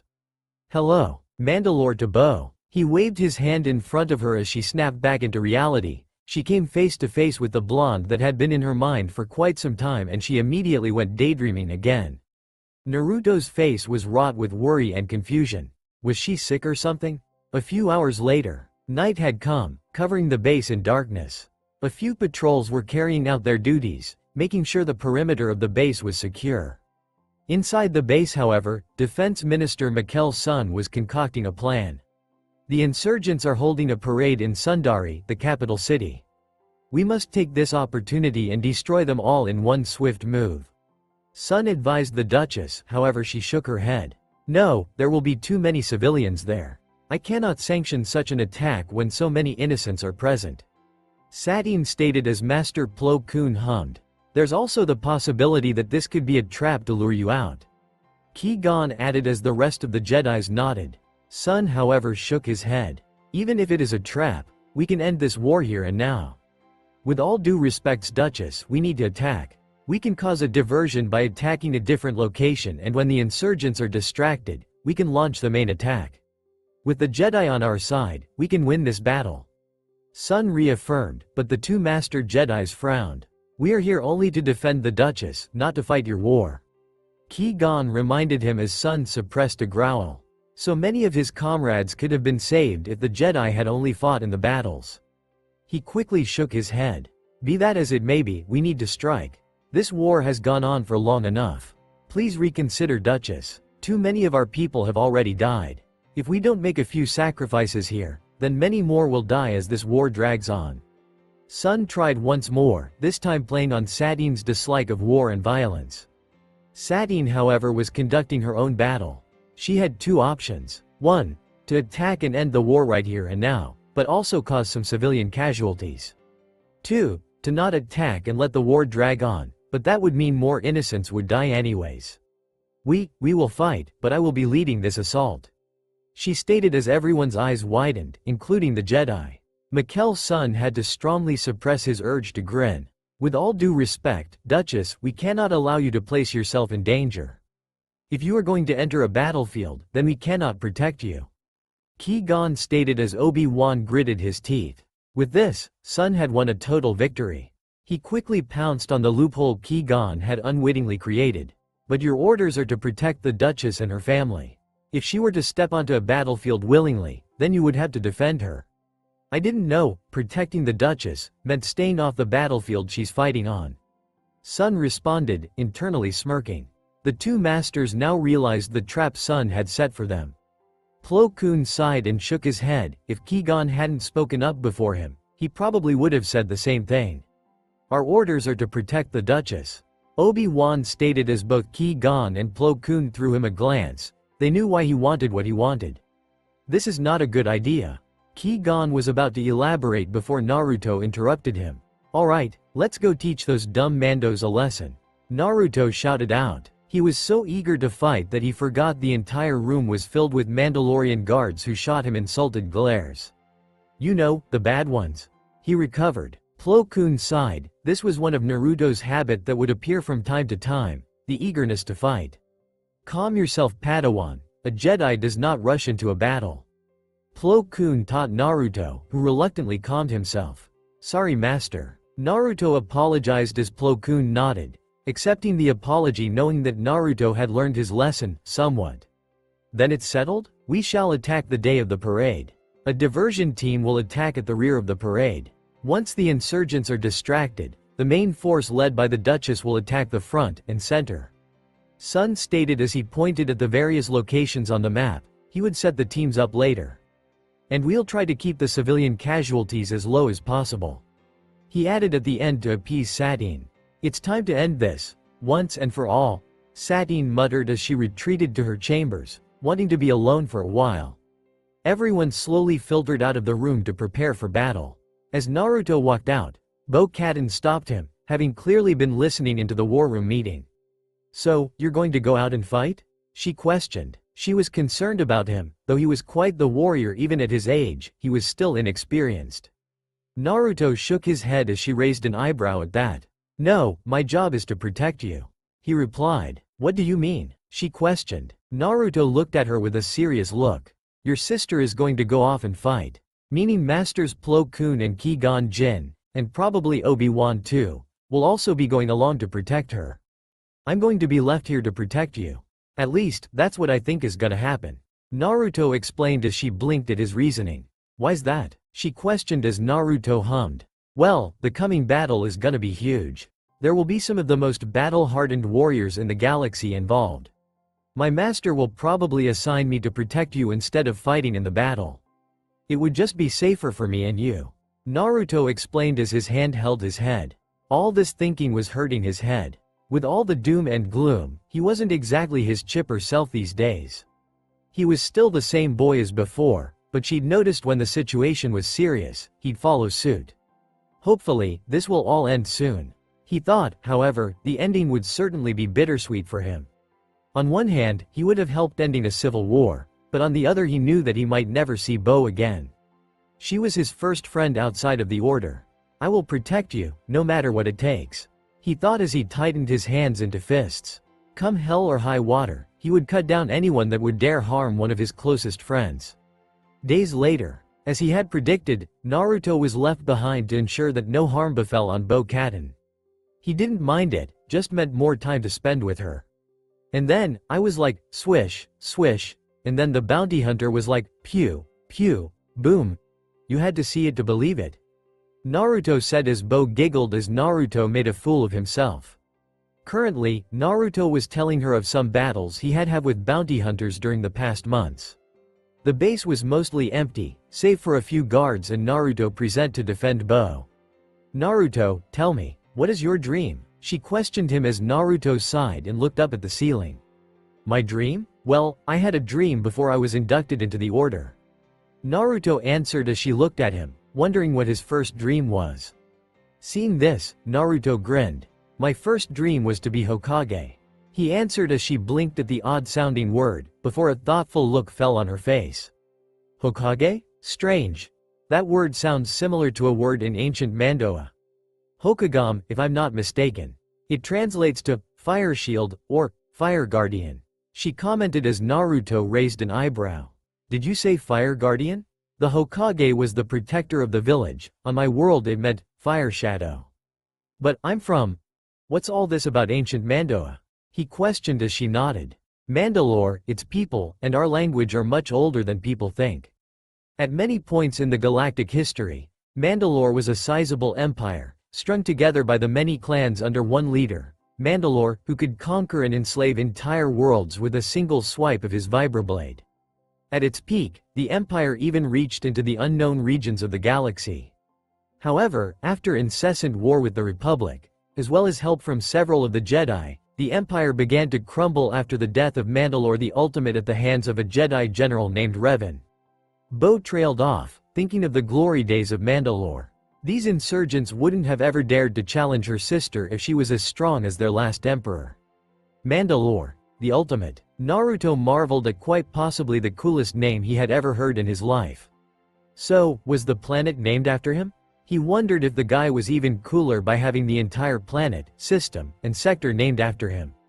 Mandalore is a title, it literally just translates to leader. The title is given to the leader of our people. Each Mandalore is also given a title that best represents their accomplishments, sometimes posthumously. One Mandalore was known as the Conqueror. He expanded the empire more than all the previous Mandalores combined. Then there was Mandalore the Unworthy, who was an incompetent fool that couldn't lead a party planning committee. Mandalore the Indomitable, who served in the Great Sith Wars nearly 4,000 years ago. But even he was ultimately bested by Mandalore the Ultimate, the last and greatest Mandalore that there ever will be. Bo explained to Naruto, who scratched his head in confusion, but he seemed to understand it at the end. After his death, a new self-proclaimed Mandalore showed up and began a grand crusade to bring back the glory of old Mandalore. The war of expansion would last about a year or two before someone came along thinking they would be a better leader, and so the clans fell to infighting, and after about a decade the winner would come forth as the new Mandalore, before someone came along thinking. You get the picture. In the end, the Mandalorian Empire came to its final collapse about 3,500 years ago. The many clans that once held it together scattered throughout the galaxy. After it, the Republic delivered the final blow to the declining empire. She explained as Naruto was intrigued by the history lesson. Could it be possible that his home world was once under the rule of this Mandalorian Empire? I see, he said as he filed this off for later. He might do some research after he gets back to the temple. If the Mandalorian Empire reached into the unknown regions, was it possible that everyone from his home planet had descended from Mandalorian crusaders? Hey, do you know about something called chakra? Chakra? That's an ancient Mandoan word exactly like that. Chakra means inner strength. Why, does it mean anything? She asked. Nah, it's nothing. He waved off. They definitely knew at least something about chakra, but it didn't seem like they could use it. Otherwise, the war they had fought over the past year would have been a lot more chaotic. So, what's your new dream? She questioned as Naruto gave her that stupid grin of his. I'm gonna be a Grand Master of the Jedi Order one day, Naruto answered, slightly thankful that his verbal tick didn't rear its ugly head. Well, I am sure that you will make it as one. She supported him as Naruto looked at her with wide eyes. Really? You really believe me? He questioned as she gave him a confused look before nodding. In that moment, Naruto stretched out his fist, beckoning her to do the same. She was going to ask something, but before their fists could collide, the sound of blaster fire echoed through the hallways. It's those rebels, one of the guards yelled, but he was cut down by blaster fire. Naruto quickly brought Bo behind her and ignited his saber as 4 Mandalorians entered the room. It seemed like they had attacked at the most fortunate of times. Well, what do we have here? One Jedi brat and that sorry excuse of a Mandalorian sister. One of the insurgents spoke. He wore Mandalorian-style armor that was very traditional. Naruto gripped his saber tightly and shifted into his Form V stance. Damn it, I really need to train with a new form. All my current ones are useless in confined spaces. Naruto thought. While he had gained some experience with combat, it wasn't enough to make him a pure master at it. Back off, you bastard. Naruto yelled at the insurgents. The insurgents chuckled before they leveled their blaster fire. At that moment, Naruto threw some smoke bombs, blinding the room in white smoke. Damn it, use your infra scanners. One of the female insurgents yelled as they all activated their scanners, only to find the Jedi and their target running through the halls. After them, she yelled as they ran out into the hall, only to be thrown back by some unknown force. This bought valuable time for Naruto to lead Bo out of the base. Stopping just outside the entrance, Naruto turned to her. Bo, I want you to hide behind that rubble over there. He instructed her, but she just stood there and looked at him in fear. But what about you? She questioned, fearing for what the blonde was going to do next. I had to go to fight them. We can't outrun them forever. He answered as Bo looked at him defiantly, clutching her hands into a fist. The truth was, Naruto could outrun them, she couldn't. She was slowing him down. I don't want to be weak, she thought, but was broken out of her thoughts as she heard blaster fire. Looking up, she saw Naruto deflecting multiple blaster bolts. Run, Bo, Naruto instructed her, but she was frozen at her spot. No, I'm not going to leave you, she yelled back as Naruto kept blocking the blaster fire. Now isn't the time for this. Go, I'll be fine, Naruto shouted back, urging her to go. Bo gritted her teeth, she wanted to help, but it was becoming clear that with her being present here, Naruto couldn't go on the offensive. With that thought in her head, she turned around and ran for it. Naruto looked back, relieved to see her retreating figure. Nodding to himself, he quickly went on the offensive, charging right at the insurgents, dodging their blaster fire with Form IV, or deflecting it with Form V. Come on, he's just one kid, one of the assassins shouted out as they kept on firing. As Naruto approached the first insurgent, he crouched down and shot forward, his lightsaber in his hand making a cutting motion. Gah! The insurgent yelled as the lightsaber cut straight through his armor and through his gut. He fell dead on the ground, his seared entrails spilling out. Keeping up the momentum, Naruto quickly backpedaled, dodging a vibroblade. Extending his hand out, he threw the insurgent into a collision course with a nearby building, causing a few of the said Mandalorian's bones to break. Damn, he's pretty good for a brat. The man coughed out, blood leaking through his mouth as he removed his helmet and tried to stand up. Out of the corner of his eye, he spotted a silhouette hiding behind a collapsed building and smirked. Naruto continued his offensive, charging at the two remaining insurgents. His movements were becoming increasingly faster and deadlier as they dodged his wild attacks. They were beginning to tire, having to put everything they had into simply evading the swing of his lightsaber. If something didn't change in the next few minutes, they would certainly. Hold it right there, they all heard a voice filled with venom. Turning around, Naruto's eyes widened. Standing by the edge of the ruined building, was the injured Mandalorian, holding Bo-Katan at gunpoint. Naruto gripped his lightsaber as the insurgent pressed his blaster to her head. Move, I dare you. The insurgent challenged him as Naruto growled, before he was knocked down by the two insurgents behind him. About time, for a moment there I thought we were done for. The female insurgent grunted as she kept Naruto down. The one holding Bo hostage shrugged his head. Bo, however, was a crying mess. Sorry Naruto, she cried out as Naruto struggled to get free. Don't worry Bo, I'll save you, he shouted out as the insurgents chuckled at his words. Save her? Boy, you can't even save yourself. The one hold Bo hostage chuckled out as he tightened his grip on Bo, causing her to cry out in pain as she felt her wrist being crushed. Naruto growled, but this time it sounded more animalistic. You let go of her, you bastard. Naruto shouted as the man chuckled before knocked Bo out with the butt of his blaster, her unconscious body slumping to the ground. Or what? He questioned as he stared at Naruto. The Mandalorian female on top of Naruto stabbed her vibro knife into his back. That ought to teach why. What the hell? Naruto didn't even react to the pain. Everything had just changed for him. His bangs covered his eyes as he fell quiet. The female insurgent yelled as jumped off Naruto's back. She obviously hadn't killed him, but she felt strange heat emanating from the boy. The three Mandalorians looked at Naruto with caution. You hurt her? They heard the Jedi in training spit out his words with disgust. He looked up at the insurgent that held Bo. His blue eyes had run red. The man's face contorted into an inquisitive grimace as he took a step back and readied his blaster. Those eyes, they were filled with so much anger he could feel it. You hurt her? Naruto growled out again. He slowly stood up to face the perpetrator. He could tell Naruto was angry not at the man's actions, but rather by who he acted against. You hurt her? Naruto roared, his voice altered as if it was mixing with another's. A red shroud of energy began to bubble its way across his skin. Jedi Temple, Coruscant. Yoda was broken out of his mediation as he felt a massive wave of dark energy. It was that same energy he had felt before 8 years before. The energy was full of malice, not entirely unlike the dark side of the Force. His eyes widened in realization as he recognized the source. Unknown, Coruscant. Master, do you sense that? A hooded man questioned as his master nodded. This one was obviously a middle-aged human. Indeed, I do. Such hatred, such power. It rivals the hatred of the Sith, of ours.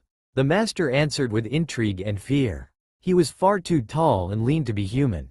Should we investigate it? This could be a threat to our plans. The apprentice questioned as the master shook his head. No, feel it again. The power was fleeting. It's only a fraction of what it was at first. Its power is no threat to you or me.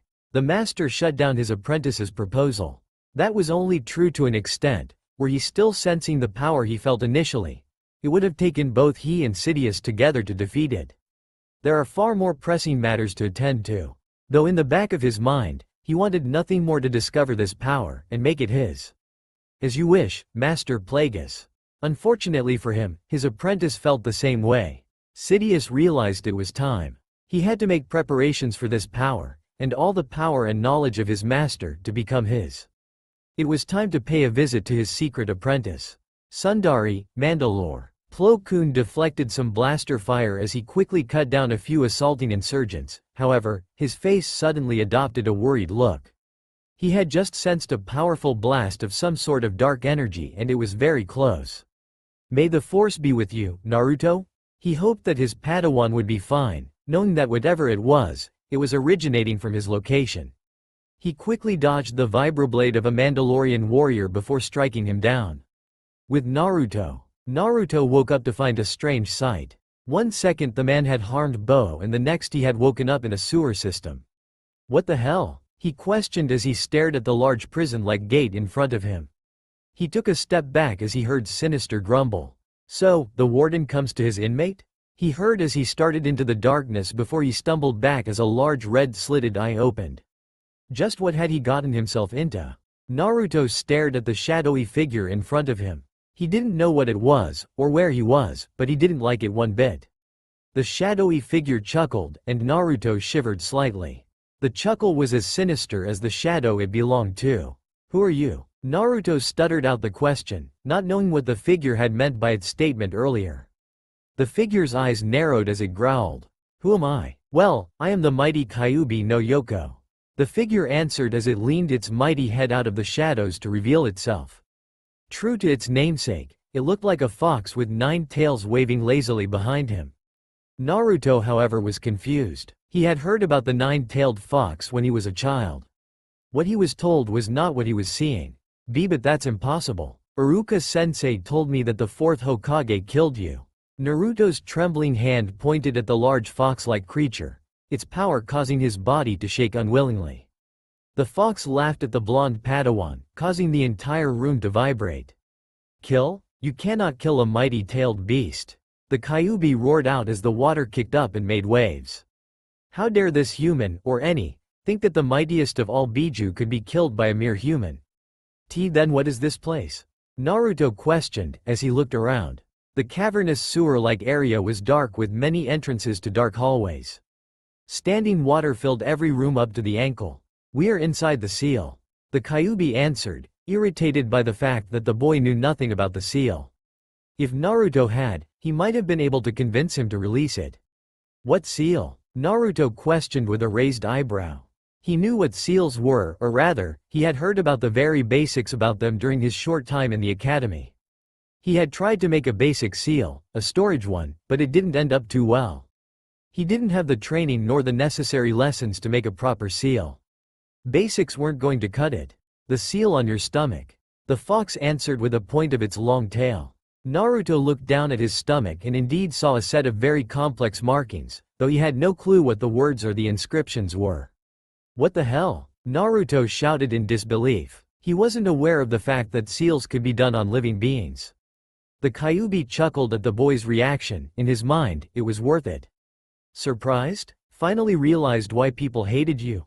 Ignored you? The fox questioned as Naruto's eyes slowly widened. He fell on his knees as he put it all together, like a piece of puzzle. I am a monster? Naruto muttered out. Everything made sense. The glares, all the times he was ignored. Why parents made sure their kids avoided him. It all made sense now. He was the monster who had attacked the village all those years ago. It was no wonder he was so hated. Bahaha. You? A monster? Bahaha. Don't compare yourself to me, boy. You are but a mere human. The fox roared out as Naruto looked down at the water. Was he not the monster?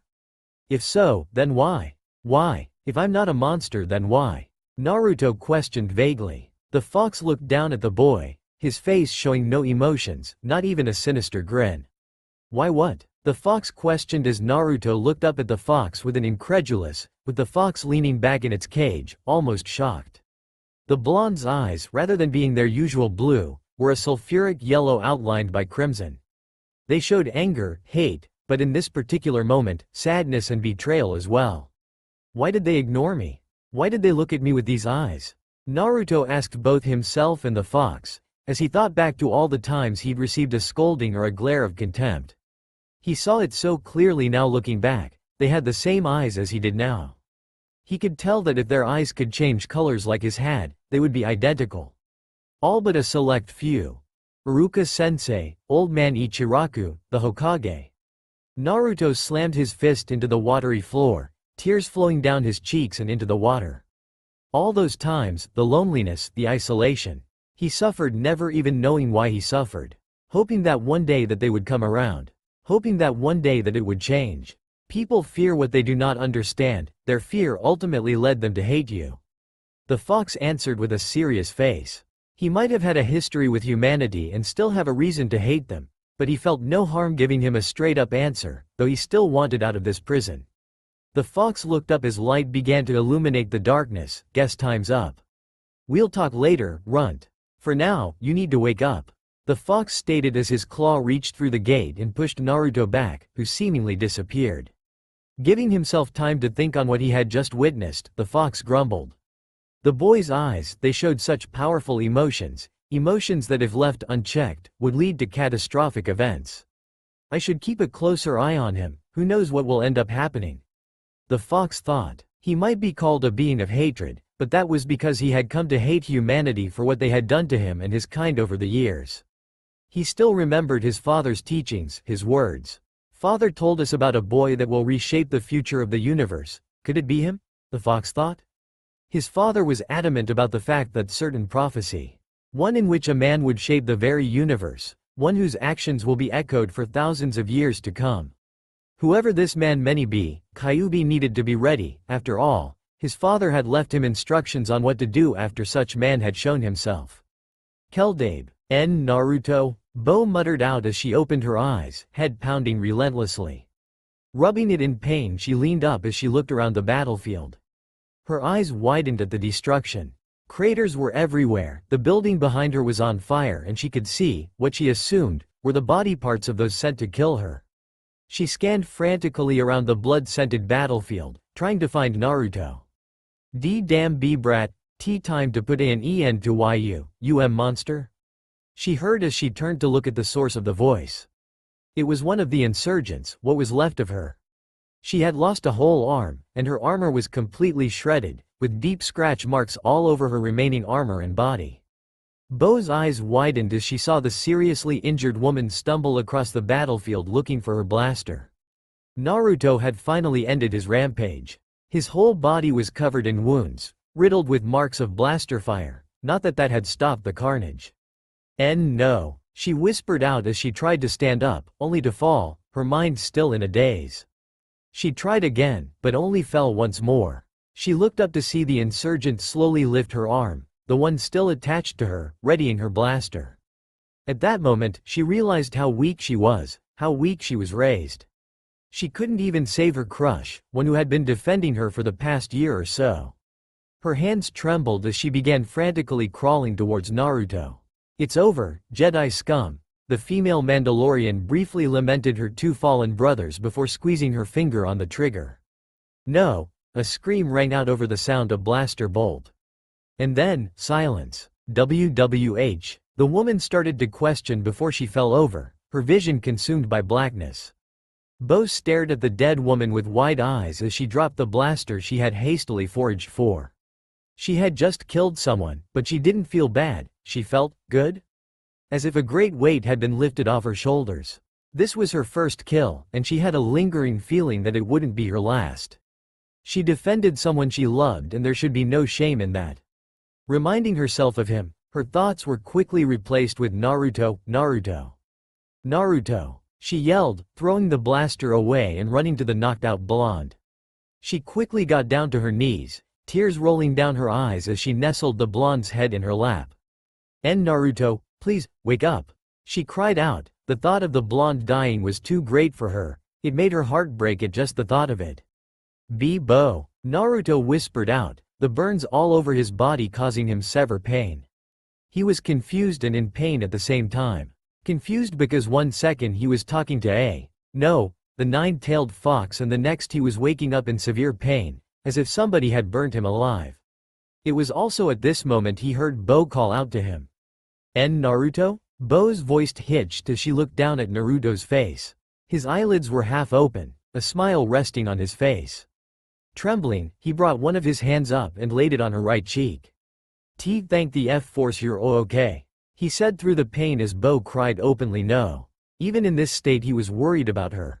She felt his hands move across her cheek, wiping away the tears. Don't cry, it doesn't suit you. He spoke as she started down at him, her tears falling on his cheeks.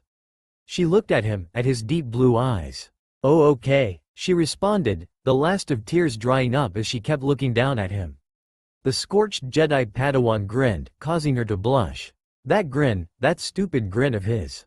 Even at times like this he managed to get a reaction out of her. This time though, she didn't care if he saw. Good, now help me you up. Naruto cried out as he tried to stand, only for Bo to hold him down. No, you need to rest, she said as Naruto sighed and tried again to stand up, but to be held back down again. Turning to look at Bo, he gulped. She was throwing a very menacing glare. I said, you need to rest. I'll go find a medic, she stated, emphasizing the word need. Naruto nodded his head as he laid back down. As he did, his thoughts went back to the Kyuubi. All this time, the legendary beast was sealed inside of him.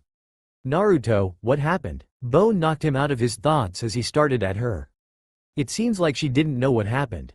I don't know. Last I remember was you being knocked out by that insurgent. After that, I don't know what happened. Everything just kind of went red, and then went black. Naruto answered, well, it was partly true. He really didn't know what happened with his fight between the insurgents, but he had also lied about the fact that there was a massive fox in his gut who was obviously responsible for the carnage around them. I am sorry Naruto, because of me, you almost died, I just too weak. Bo said, looking away sadly as Naruto sighed and shook his head. Bo, you're so much stronger than you think. You aren't weak, don't let anyone ever tell you that. Naruto responded with a smile as she stood up and left to find a medic. Waiting on the ground for help to arrive, he could only hope that they had finally won this accursed civil war. Sundali, a few days later. And his hope had come true, the war was over. With the leaders of the insurgency shattered, the new Mandalorian government was finally able to restore its power base in Sundari. However, now it was a long road to rebuilding all that was lost. At the palace in the capital, Duchess Satine was preparing to give a rousing speech in front of her supporters, her advisors from the war at her sides to guide her to the best of their abilities. Standing before her were the heroes of the war. Loyal guardsmen who stood by her side, to the average Mandalorian who took up arms to defend the Duchess, all were heroes of Mandalore. I have asked you all to come to thank you all for your bravery. In the past year or so we have been at war, but that war is now over. An era of peace awaits us. There is no need for you all to fight now. Satine spoke, shocking many. But my lady, it would be wise to maintain some form of a military. Lest these rebels attack again. Sun advised. The man was cunning and knew how to maneuver through the bureaucracy and red tape like a snake. Satine turned to him, a determined look on her face. No, as of today, Mandalore will shed its skin of the old traditions. We fought this war to preserve peace. How shall we do that when we continue to arm ourselves? For peace to take hold in Mandalore, we must let go of our old traditions. Satine responded, defiantly rejecting the history of Mandalore. Sun did his best to suppress a growl of annoyance. His chance of having influence over the military had just evaporated. Duchess, we must at least sanction a defense force. We will not be able to defend ourselves if we are attacked. Satine seemed to ponder this idea. Mandalore had lost much of its resources through excessive mining in the past and as such possessed little strategic value.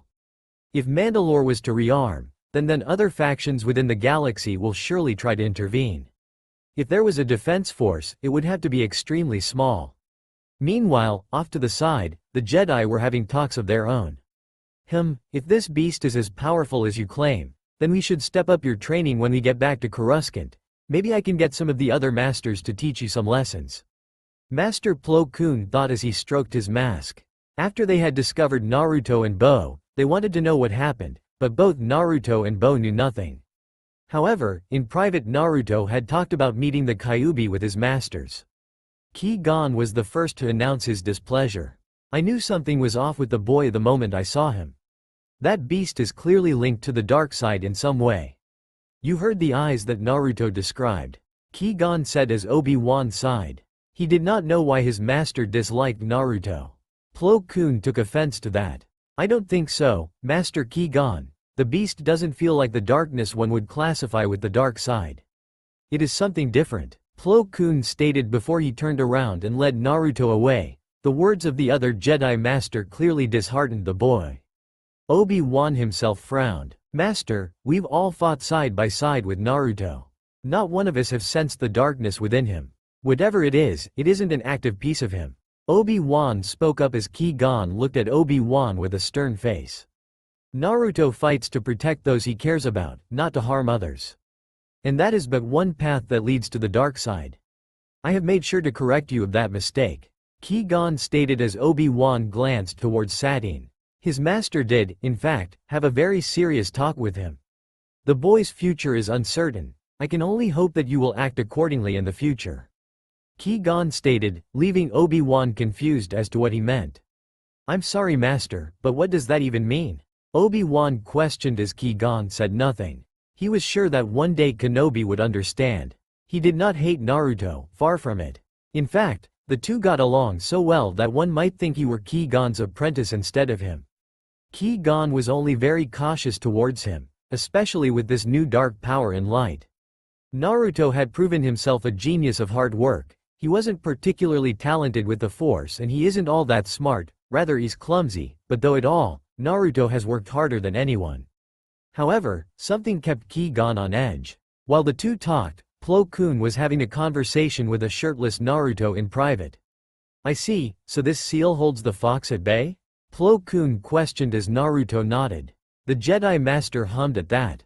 He had studied many things in his life, with the most interesting thing among them being Sith alchemy. It was an art deeply drenched in the dark side, but he could not deny that fact that it was also quite powerful. Runes were but one aspect of Sith alchemy, and these seals looked eerily similar. And your lightsaber? Plo Koon questioned as Naruto shook his head, holding up his lightsaber trying to ignite it, but nothing happened. The kyber crystal inside it is completely shattered. Naruto stated as he handed the remnants of his lightsaber to his master. Plo Koon held the warped casing. It had many deformities on it and parts of it were completely melted. I see. Once we get back to the temple, you will be making your own lightsaber. Plo Koon stated as Naruto's eyes widened at that. Up until now, he had still been using a lightsaber provided by the Order. Are you sure? He questioned Plo Koon who nodded. Yes, something tells me you will soon be making one anyways. Plo Koon answered as he handed Naruto his old lightsaber.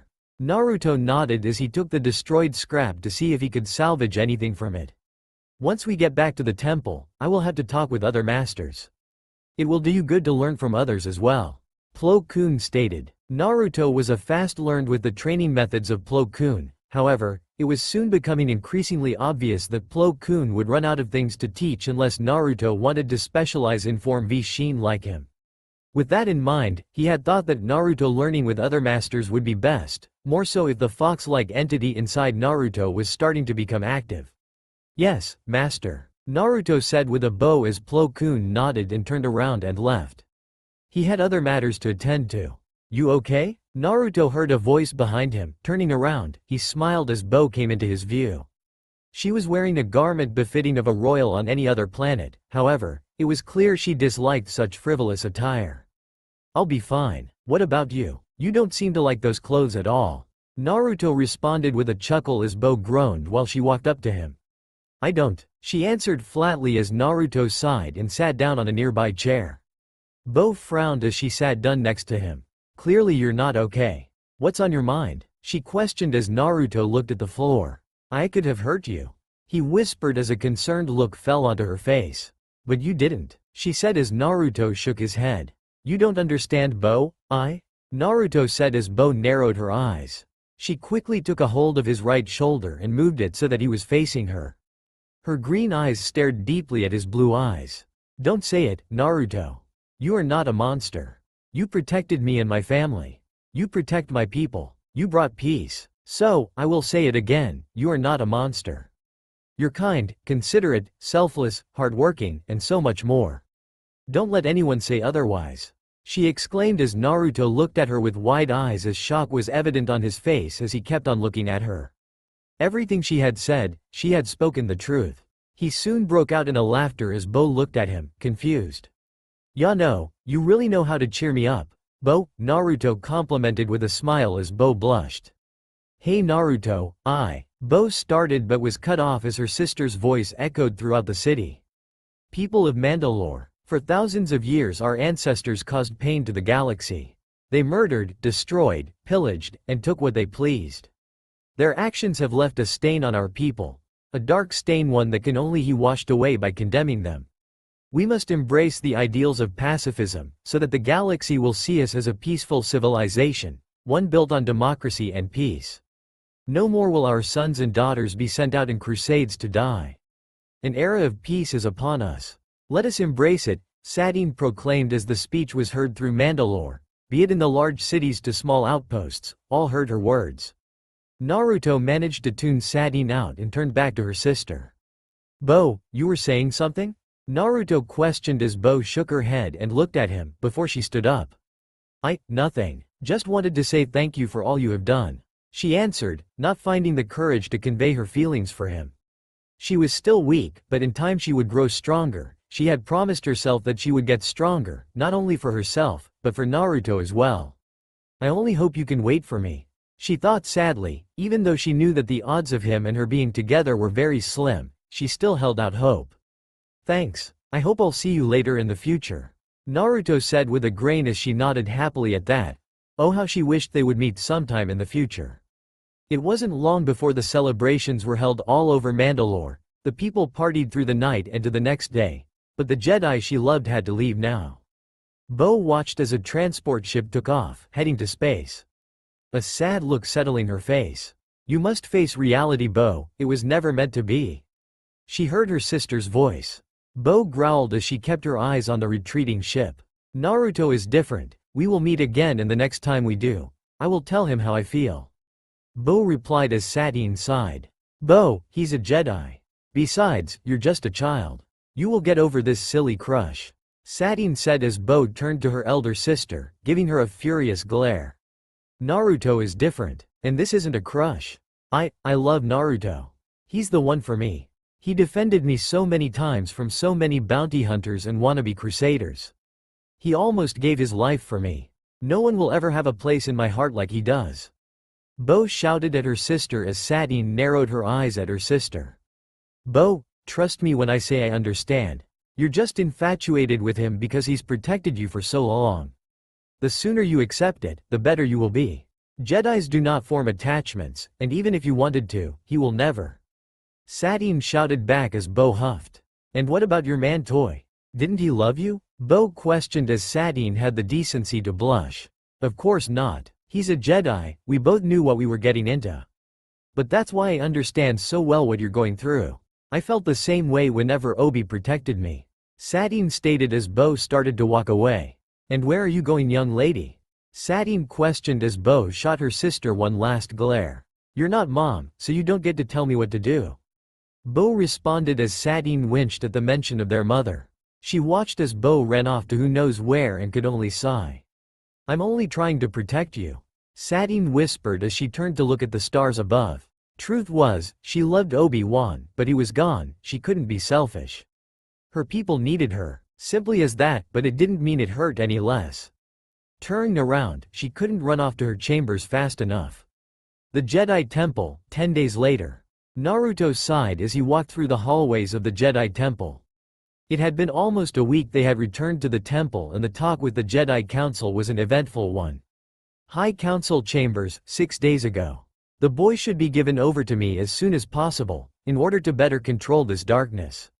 Master Windu stated as Plo Koon shook his head. This isn't something that can be controlled by training. We are dealing with another entity's darkness, not Naruto's. Besides, this creature isn't even connected to the Force, so your methods will not work. Plo Koon replied. Not of the Force? Every master here on Coruscant felt the disturbance coming from Mandalore. How can you say that this darkness has nothing to do with the Force? Windu shot back. Windu was adamant that he takes over Naruto's training, however, he was one master that had been ruled out.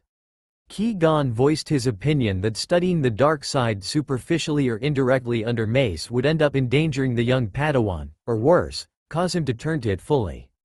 Naruto needs another master to teach him the things that I cannot. Plo Koon reminded. And if what you said is true, and I must investigate this disturbing news on Sheely, then it is too dangerous for Naruto to join me, and he must remain here training under someone else. Plo Koon stated, having felt a disturbance in the Force when they had arrived at the temple a few days ago. Train him for a time, Master Shakti will. Yoda spoke as all eyes turned to him, including said master. Yoda hummed as he looked at Naruto. Training to be a ninja, he was. Similar in nature to the Togruta, they are. Train him in these arts, Master Shakti can. Yoda explained his reasoning as most of the council nodded, including Shakti. She had heard even more about these ninjas from Naruto. Warriors who were experts in the arts of assassination, stealth, and espionage. They were very alike to the Togrutan hunters on her home planet.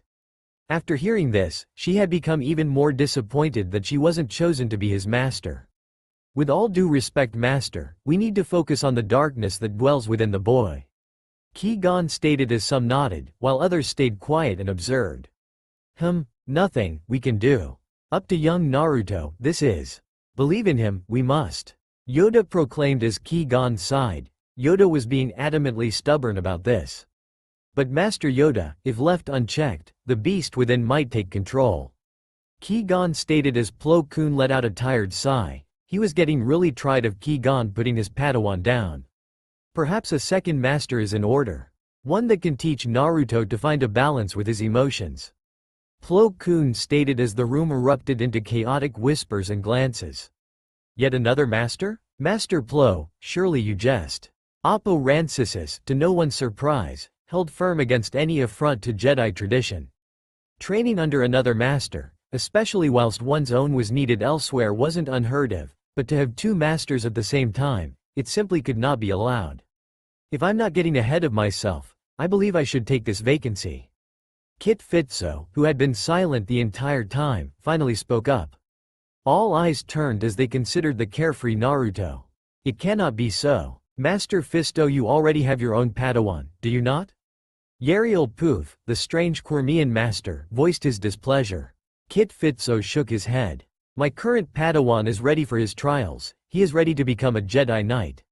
Kit Fisto stated as Oppo Rancisis suppressed his anger. One by one the traditions of the order were being abandoned. Not necessary it is, for now. Monitor young Naruto's progress, we will. Yoda disagreed, much to both Naruto's and Kit Fisto's disappointment. Can I go now? Naruto questioned. Through the whole meeting, he had been quiet, but he was getting really tired of standing in one spot. The other masters must have been too, because with his question, the session was promptly concluded. This matter would need to be discussed further in the future. Shakti would still be his temporary master until Plo Koon returned from Sheely. Present day. Naruto sighed as he kept on walking, trying to find his foster sister. She was away on a mission. To do what, that he did not know, but whatever it was, it must be important. Build my own lightsaber, he said. Naruto grumbled out as he kept on walking. His master had stated that he would make his own lightsaber, but his master hadn't done anything that would hint them beginning that process.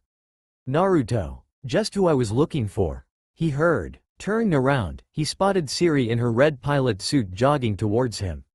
Her hair had grown longer and she had tied it back into a ponytail, her Padawan braid kept separate.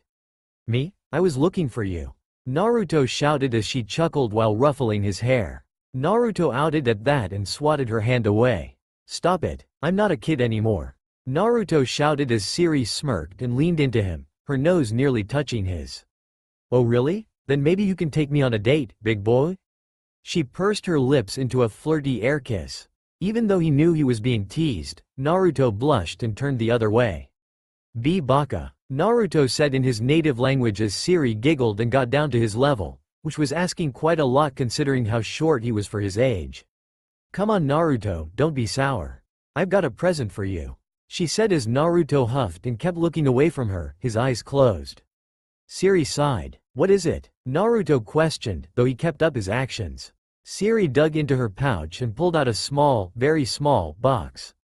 I think birthday boy needs to find that out on his own, she answered as Naruto blinked before he realized it. It was his 13th birthday, and it was the first birthday that someone wanted to give him a present. A few tears threatened to fall down his cheeks as Siri sighed sadly. See, can I open it? He questioned, eyeing the gift as she nodded and extended her hand out, letting Naruto take hold of it before he opened the box. Inside the box was a crystal. It was an odd crystal. It was a kyber crystal all right, but it was nearly transparent as if it was glass. What kind of kyber crystal is this? Naruto questioned as Siri grinned. Remember when you told me about how you wanted to be a ninja? Well, from what you told me, ninjas are experts at stealth, so I thought I might get you something that complemented your stealth skills. This is a ghost fire crystal, she answered as Naruto blinked and looked at her, having no clue what a ghost fire crystal was. Oh, awesome. What's a ghost fire crystal? He questioned as Siri's sweat dropped. How should I put this? A lightsaber using this type of kyber crystal doesn't produce a sound and has a translucent blade that's hard to follow, she explained as Naruto looked at the kyber crystal with stars in his eyes. This thing was pretty cool. This is the best present anyone has ever given to me, Naruto proclaimed as he hugged Siri, who smiled. She was glad that Naruto liked the gift she had given him. It was during her missions she had hunted down the said crystal, knowing that it would make a great gift for him. Well, you best get ready to make your own lightsaber. I am sure Master Plo Koon will make you build one soon enough, Siri stated as Naruto chuckled nervously. Right, he said as he chuckled. It was best if Siri didn't know that his old lightsaber was destroyed, least he gets scolded. Come on, let's go build my lightsaber, Naruto stated as Siri chuckled, watching the energetic blonde run down the hall. However, she frowned when she heard some of the more hard-headed Jedi masters talk about Naruto being under consideration to receive special training from multiple masters. She hated how they looked at him with distrust, someone who was unworthy of a Jedi. Out of spite, she decided she would start teaching him what she knew in their free time. His defiant nature had very much rubbed off on her, so much so that she was willing to leave the order for him if it came to it. Their bond was unbreakable, and their willfulness was about to become legendary.